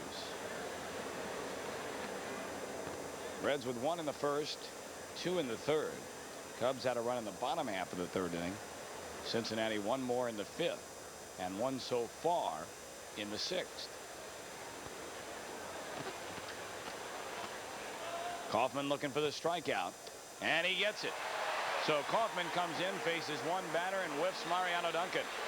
1 run, 3 hits, 3 left.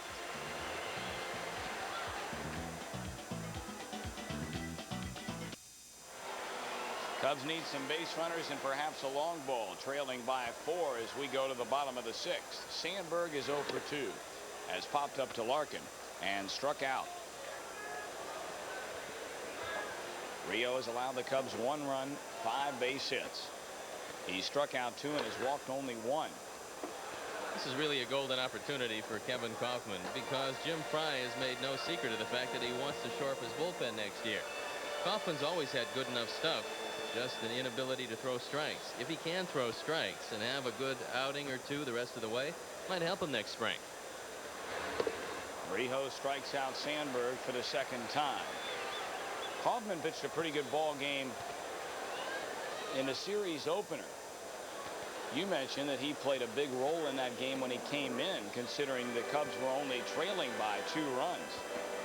And in a little over an inning, Kaufman had 1 hit shutout baseball.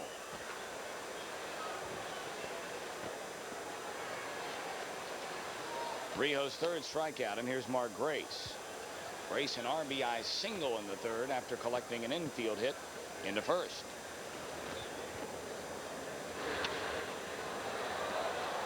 Cubs have tried to go at Rijo today with 7 right-hand hitters in the starting lineup, but against a tough right-hand pitcher with as good a slider as Rijo has, when you have the 7 right-handers, it's not an easy day for the offense. Strike 2 to Mark Grace. 1 ball and 2 strikes. Grace broke up Rijo's attempt for a complete game shutout in Cincinnati last week by hitting a home run in the 9th inning.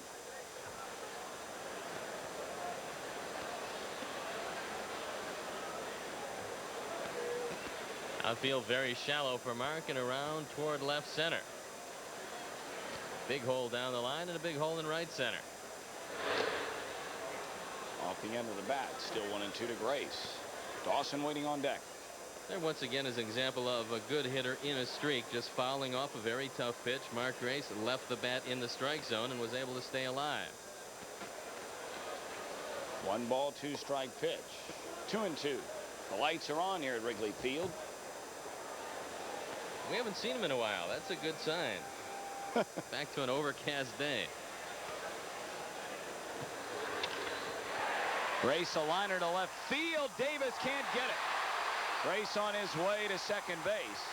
Throw from Davis won't be in time. And Grace with a double. Mark's ability to stay alive, just fouling the ball off, allowed him to get yet another base hit.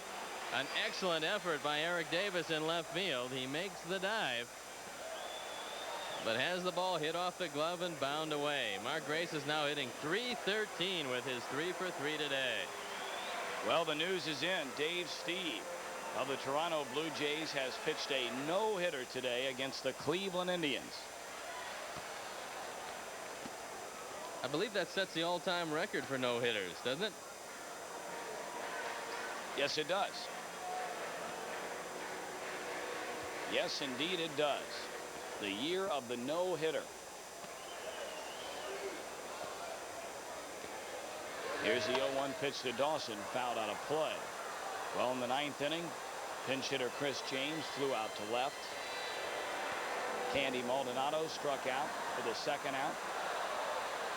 And then second baseman Jerry Brown, after Cole walked, flied out to right, as Steve has pitched the first no-hitter in Toronto Blue Jays history.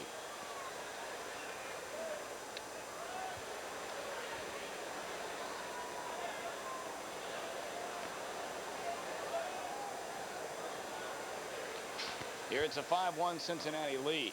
Grace at second base, 1 away, and the count is 1 ball and 2 strikes to Andre Dawson, who's 0 for 2.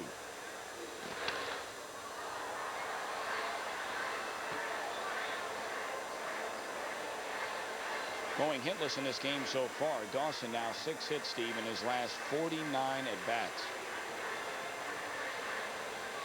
Tough situation for Don Zimmer. I mean, do you rest him or do you keep on putting him in the number 4 spot? Doran backs up, throws him out. Grace holds at second base, 2 away. Well, what do you do? Well, Andre's just not hitting the ball with authority, and I got to believe that a couple days off are not going to hurt him at all. You rest other guys when they're in the throes of a slump. Mark Grace was getting into a platoon system for a while with Hector Villanueva when he was slumping, but he fought his way out of it. Andre probably will do that eventually, but meanwhile, a man hitting in the number 4 spot in the middle of everything in your batting order, who's hitting 100 for about 2 weeks, does not help the club much. Luis Salazar, 1 hit and 2 trips, goes after that high heat from Rijo, can't get it. Salazar tried to stretch a single into a double, leading off the 2nd inning, and Eric Davis threw an absolute bullet to Mariano Duncan, and Salazar was out by a couple of feet. How about that slide by Louis on the play? The same slide we saw in the Astrodome.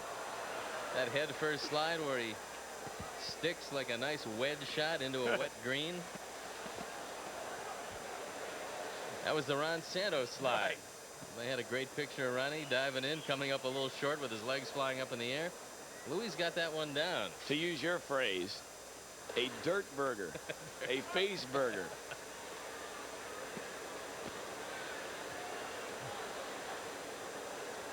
Mark at second, 2 away. 1 ball, 2 strikes to Salazar. Rijo has struck out 3. And he thought he had number 4. Rijo is headed back to the dugout. Joe West has not been given the low strike. So he's been pretty consistent all day in that department. Rijo, the son-in-law of Juan Marichal. Billy Dorn throws to first, and Salazar retired. No runs, a hit, a man left. Harry Caray comes back into seventh. After 6, 5-1, Reds in front.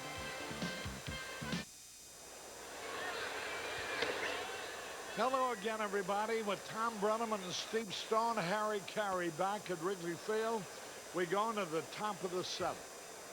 Jose Rijo leading it off. Boy, what a game he's pitched. He's allowed 6 hits, 1 run. 3 of the 6 hits have been by one man, Mark Grace. There's a drive in the right field. And Andre makes the catch. 1 out. 5-1 in favor of the Reds. Herman Whittingham will now give Jose Rijo a chance to regain his composure, but the way he's sailing along, he probably doesn't need a great deal of time. Luis Quinones very happy with that at bat of Rijo as he hit the ball hard, but right at Andre Dawson.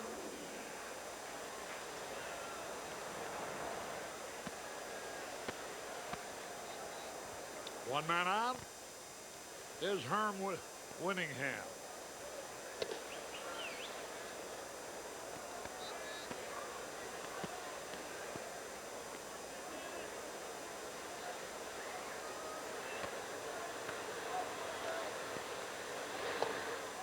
I have to pitch low.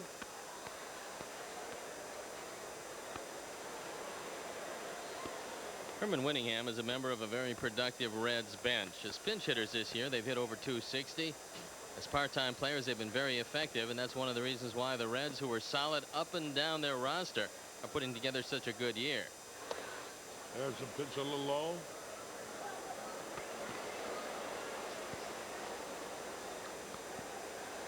Grace is hitting almost 400 since the All-Star break, about 389 or so.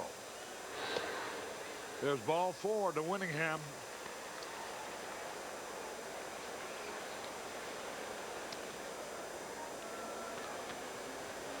Whittingham has tried to steal 7 times. He's been successful 5 times.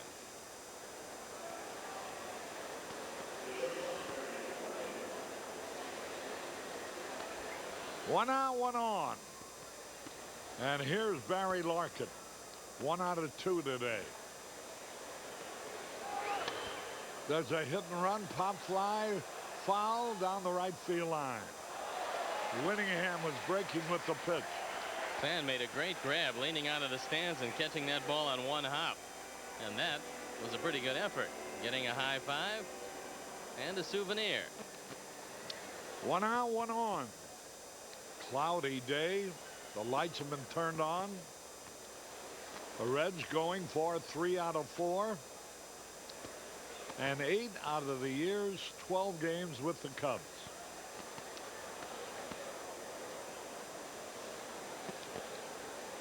There goes a runner. There's a peg.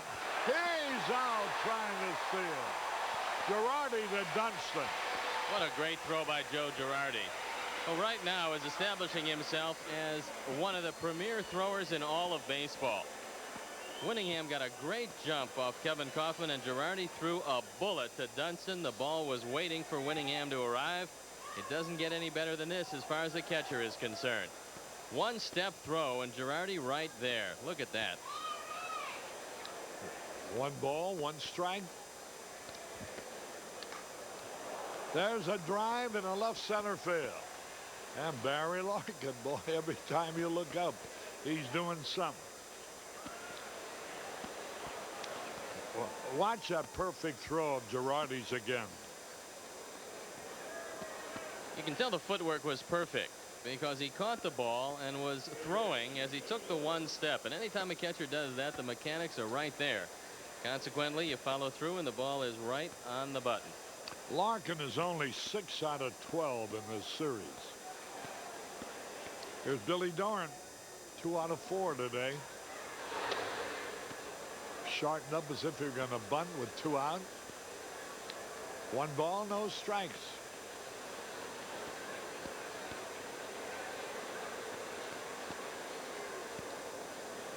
Pirates ahead of Houston 4-0 in the 6th. Again, he takes it high. Ball 2. Larkin.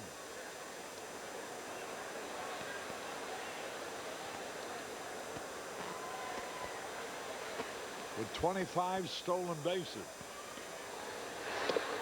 Ball 3 to Doran.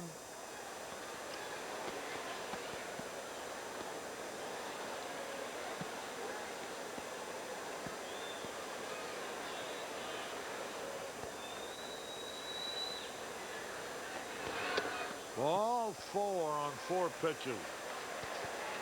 Second base on balls. Kaufman has given up this inning. Fortunately, Girardi threw one of them out trying to steal Herm Winningham. Zimmer looking over his lineup cards, deciding who he'd like to see get up in the bullpen. Right now, no activity. And now there is activity. Dave Steve pitched the 9th no-hitter of the year in the major leagues for Toronto today.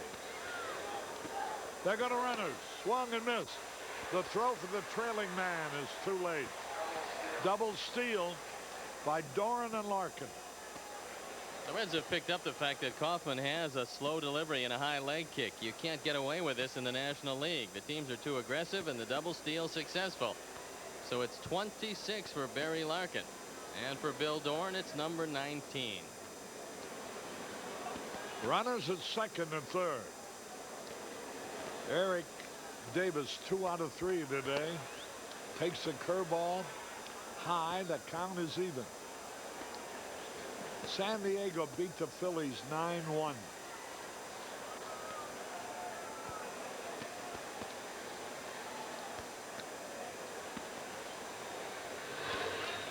Wild pitch. Throw to the plate. Safe. Kaufman makes a wild pitch. A run scores.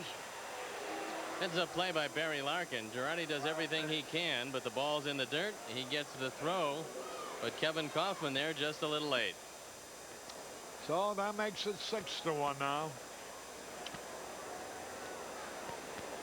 Larkin scored. Doran now at third.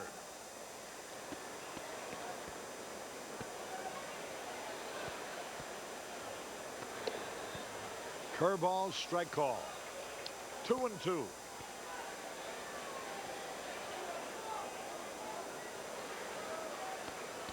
The Dodgers are leading in Montreal 12-5 in the bottom of the 8th.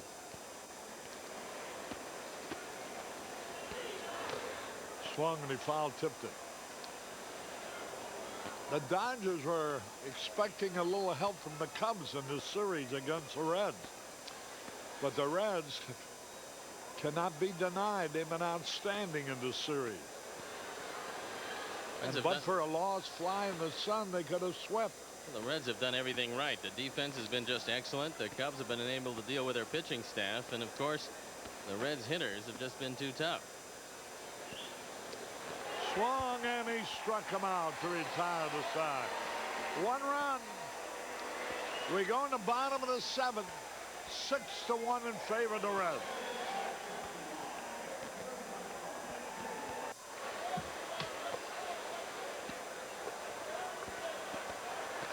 DeCenzo pops up.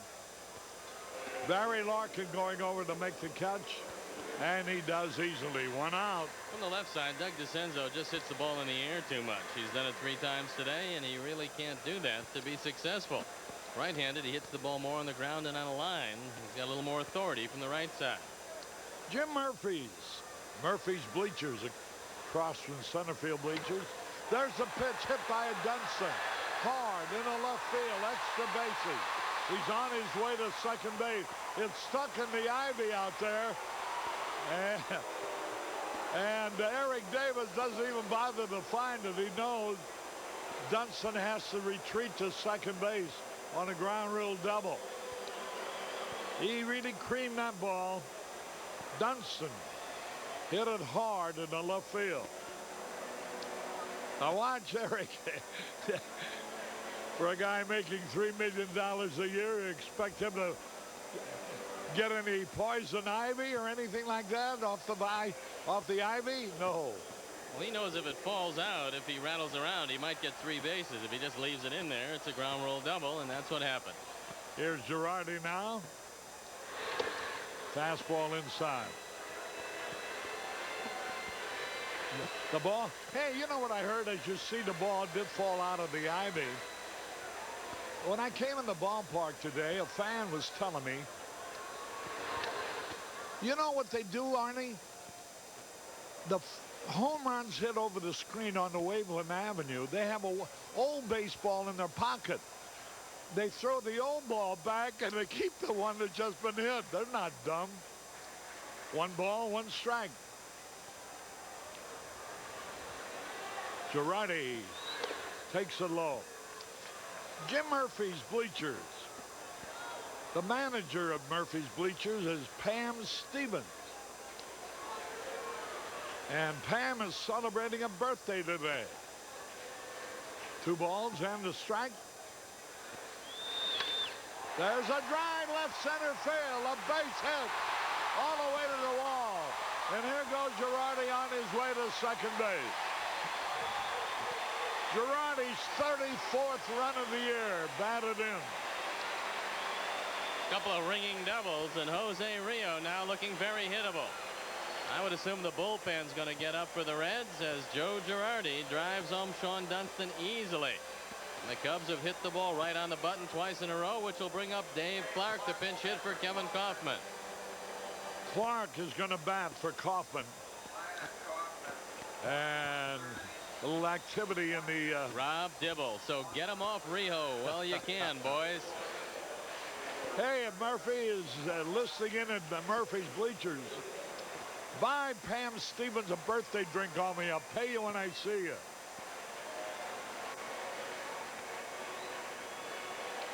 Dave Clark hitting .270 for the year. 7 out of 33 as a pinch hitter.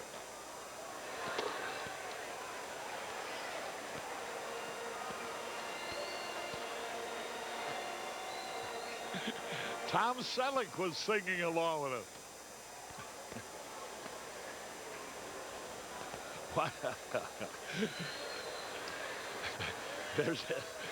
There's a ground ball to Sharp. Larkin throws in time. 2 gone. And here's Jerome Walton. 6-2 ball game.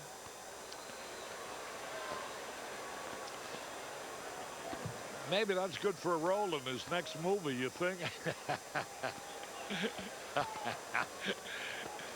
2 men around.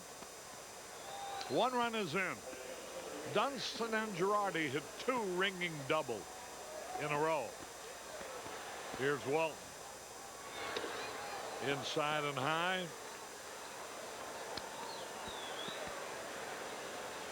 I wonder if Bill O'Malley's there helping Pam Stevens and Jim Murphy celebrate her birthday.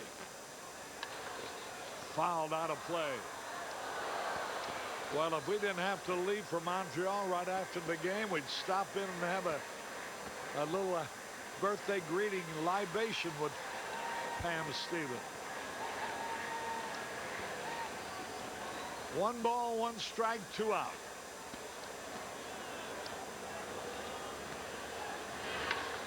Fouled it out of play. Peter Durso brought in the information about Pam. I'm amazed that Murph didn't do it himself. Durso, of course, the very able traveling secretary of the Cubs. 1 ball, 2 strikes.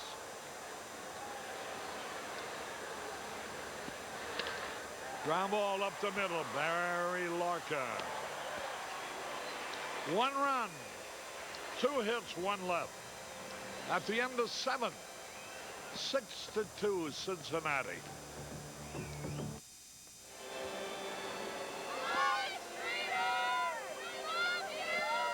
Harry Caray and Steve Stone, we're back at Wrigley Field, 6-2 in favor of the Reds. Les Lancaster, the new pitcher, trying to break the trend of every Cub pitcher being scored on today.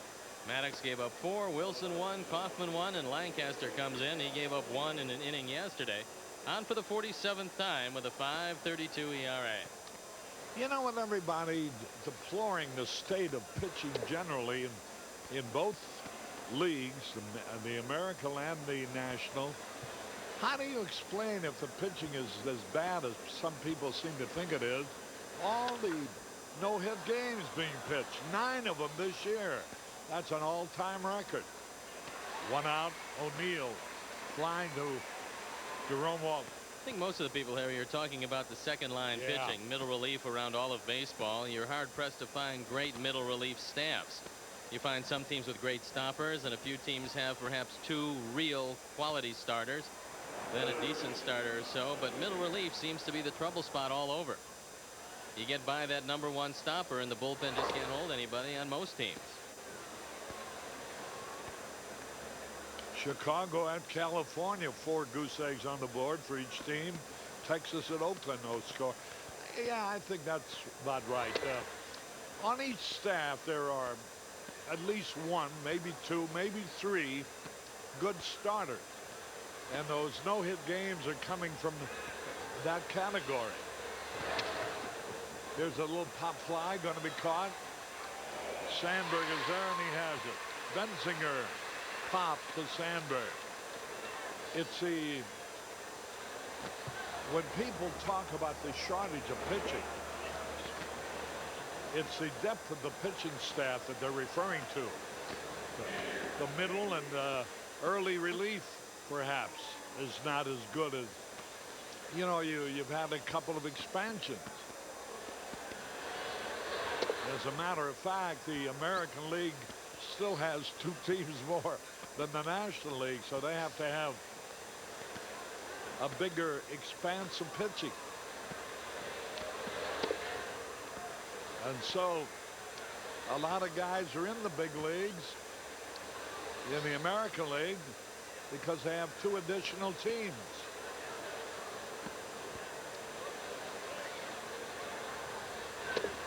Pitch is high to Jeff Reed. 3 out of 4 today. And in an unpublicized way, this fellow's doing quite a job for the Cincinnati Reds. Hot shot right at Dunston. Throws him out. 1, 2, 3. We go in the bottom of the 8th. 6-2 in favor of the Reds.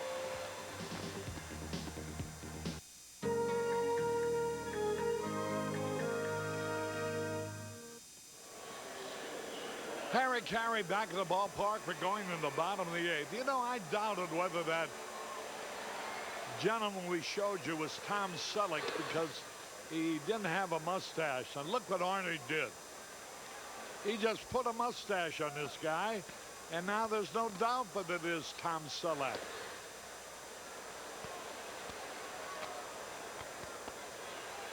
Where is it? 1 ball, 1 strike. Swung on, popped up. The shortstop, Barry Larkin, makes the catch. Even Rhino has had a bad day with the bat today, 0 for 4. Rhino hasn't had the ball out of the infield against the tough right-hander, Jose Rijo. But here's a man who's had quite a day, Mark Grace. Grace going for his 4th straight hit. He is 7 out of 60. Here's Tom Selleck. Now watch that. I can put, there's a mustache and no doubt about who he is. There's a drive in the right center field, but O'Neill on the run makes the catch. Boy, Grace made a great bid for his 4th hit in a row. Against the wind, Paul O'Neill made the catch. 2 gone. Well, one thing about him, Mark Grace is the team leader now in hitting. Here's Dawson 0 for 3. 1 out of 13 in the series. Shortens up. He is 6 out of his last 50 times at bat.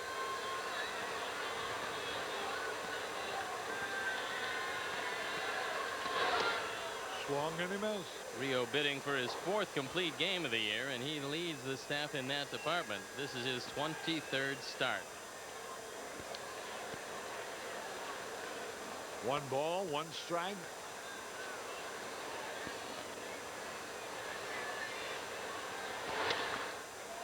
High pop fly. Reed coming over, but it's out of play. Atlanta's Braves are leading the Cardinals 5-0 in the 9th. San Francisco now trail 7-6 in the bottom of the 7th at Chase Stadium in New York. San Diego beat Philadelphia.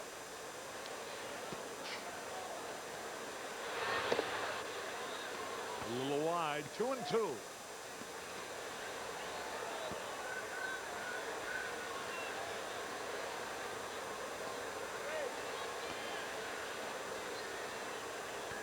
The Dodgers won their game 12-5 in Montreal. There's a ground ball single to center. Dawson grounded a single to center.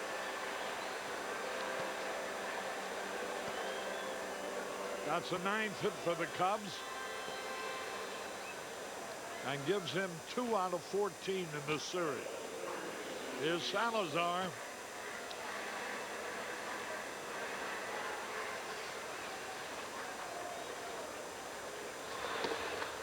There's a strike call.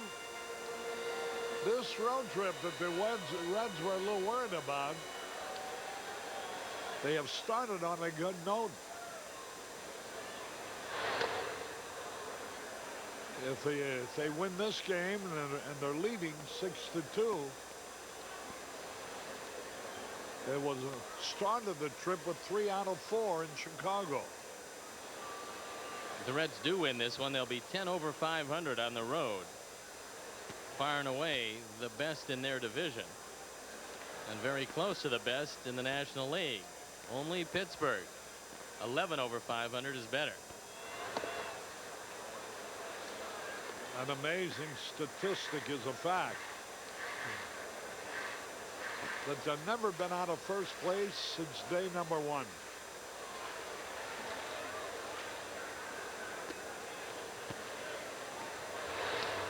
Fouled it back.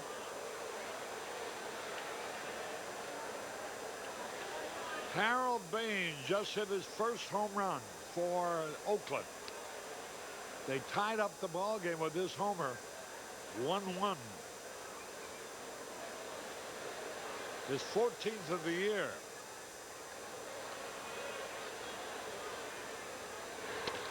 Bouncing ball. Larkin has it. Easy out. At the end of 8, the score is still the Reds 6, the Cubs 2.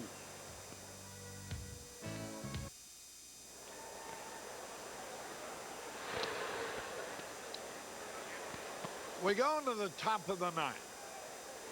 Mariano Duncan, 0 for 3.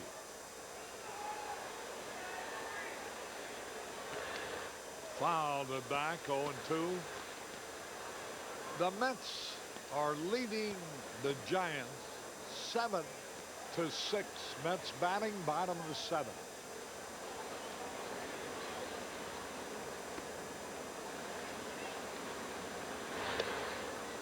A little bit inside. 1 ball, 2 strikes. Rick Sutcliffe will pitch tomorrow afternoon in Montreal. Bouncing ball. Dunston has it. Throws to first in time. Mark Grace has got to be heads up because he never knows where it's coming, but he does know it's getting there in a hurry when Sean Dunston unloads it.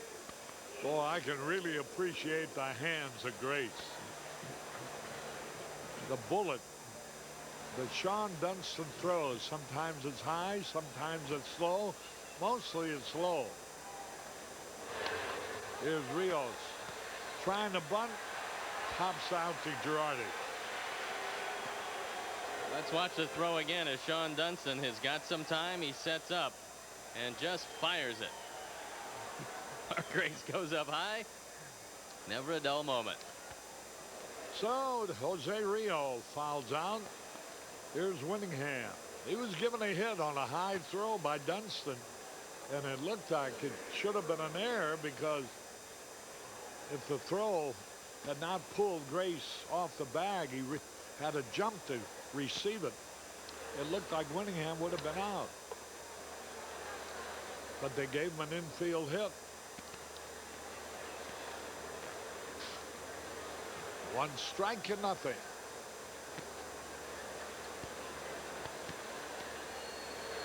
$35,000 plus. The Cubs will go over the 2 million mark next weekend when the St. Louis Cardinals are in town. Think that weekend's a sellout, Harry? And the following weekend, we're in St. Louis to play the Cardinals. 2 out, nobody on. You know, the Cardinals are in last place. I wonder the last time they finished last. The pitch foul back. Randy Kramer does the honors. He's working the protective duty in the bullpen, and he shows pretty good hands. Kramer pitched 2 scoreless innings yesterday. I imagine we'll see a lot more of them.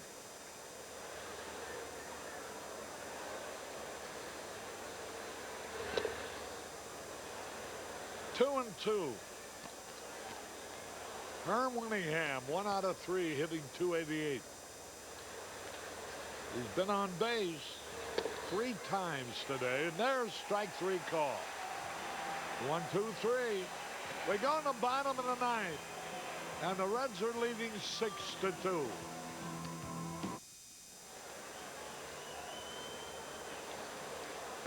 Harry Caray back to the ballpark, and Doug DeCenzo trying to button his way on, but watch Rijo, and he just keeps running over and steps on the bag. Looks like a wide receiver that time, running under a pass, and Rijo, who's done most everything right today, retires DeCenzo. He will take the team lead in complete games. This will be his 4th of the season. 1 out. Here's Dunston. Doubled and scored his last time. There's a high fly ball, should be caught. Winningham is there, 2 gone. 2 men out. Here's Joe Girardi. A good first pitch fastball hitter.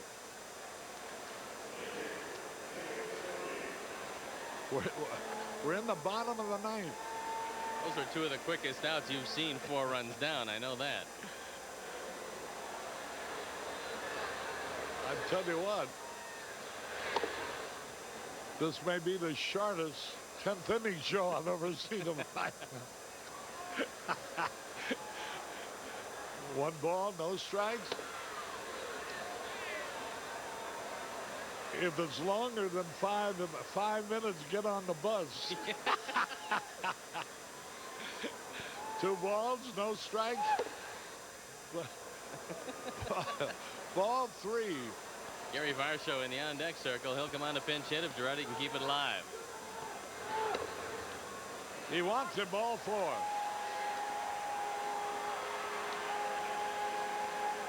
And Gary Varsho hitting for Lancaster, hitting .281 for the year. He's driven in a run. He's 8 out of 27. He's only had 1 hit. Or only one hit, other than as a pinch hitter.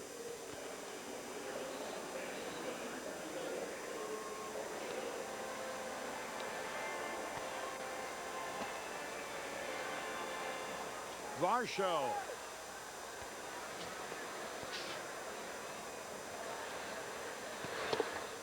Strike called over the inside corner. Nothing wrong with the fastball of Jose Rijo. As he poured that one by Varsho, he's still got seemingly plenty left.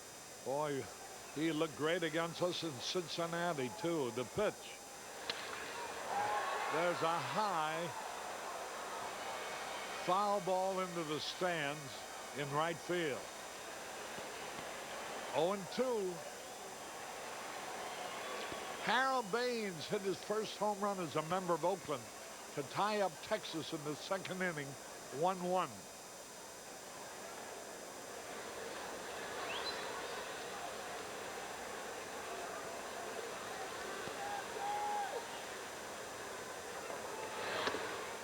One ball, two strikes.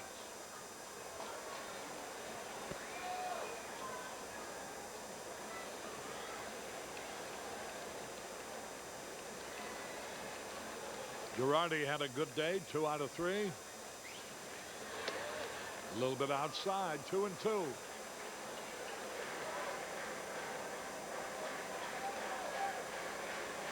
Two men are out. Girardi's at first base with a walk.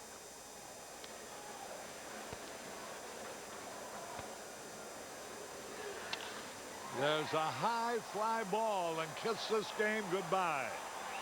Paul O'Neill makes the catch. Final score, the Cincinnati Reds 6, the Cubs 2.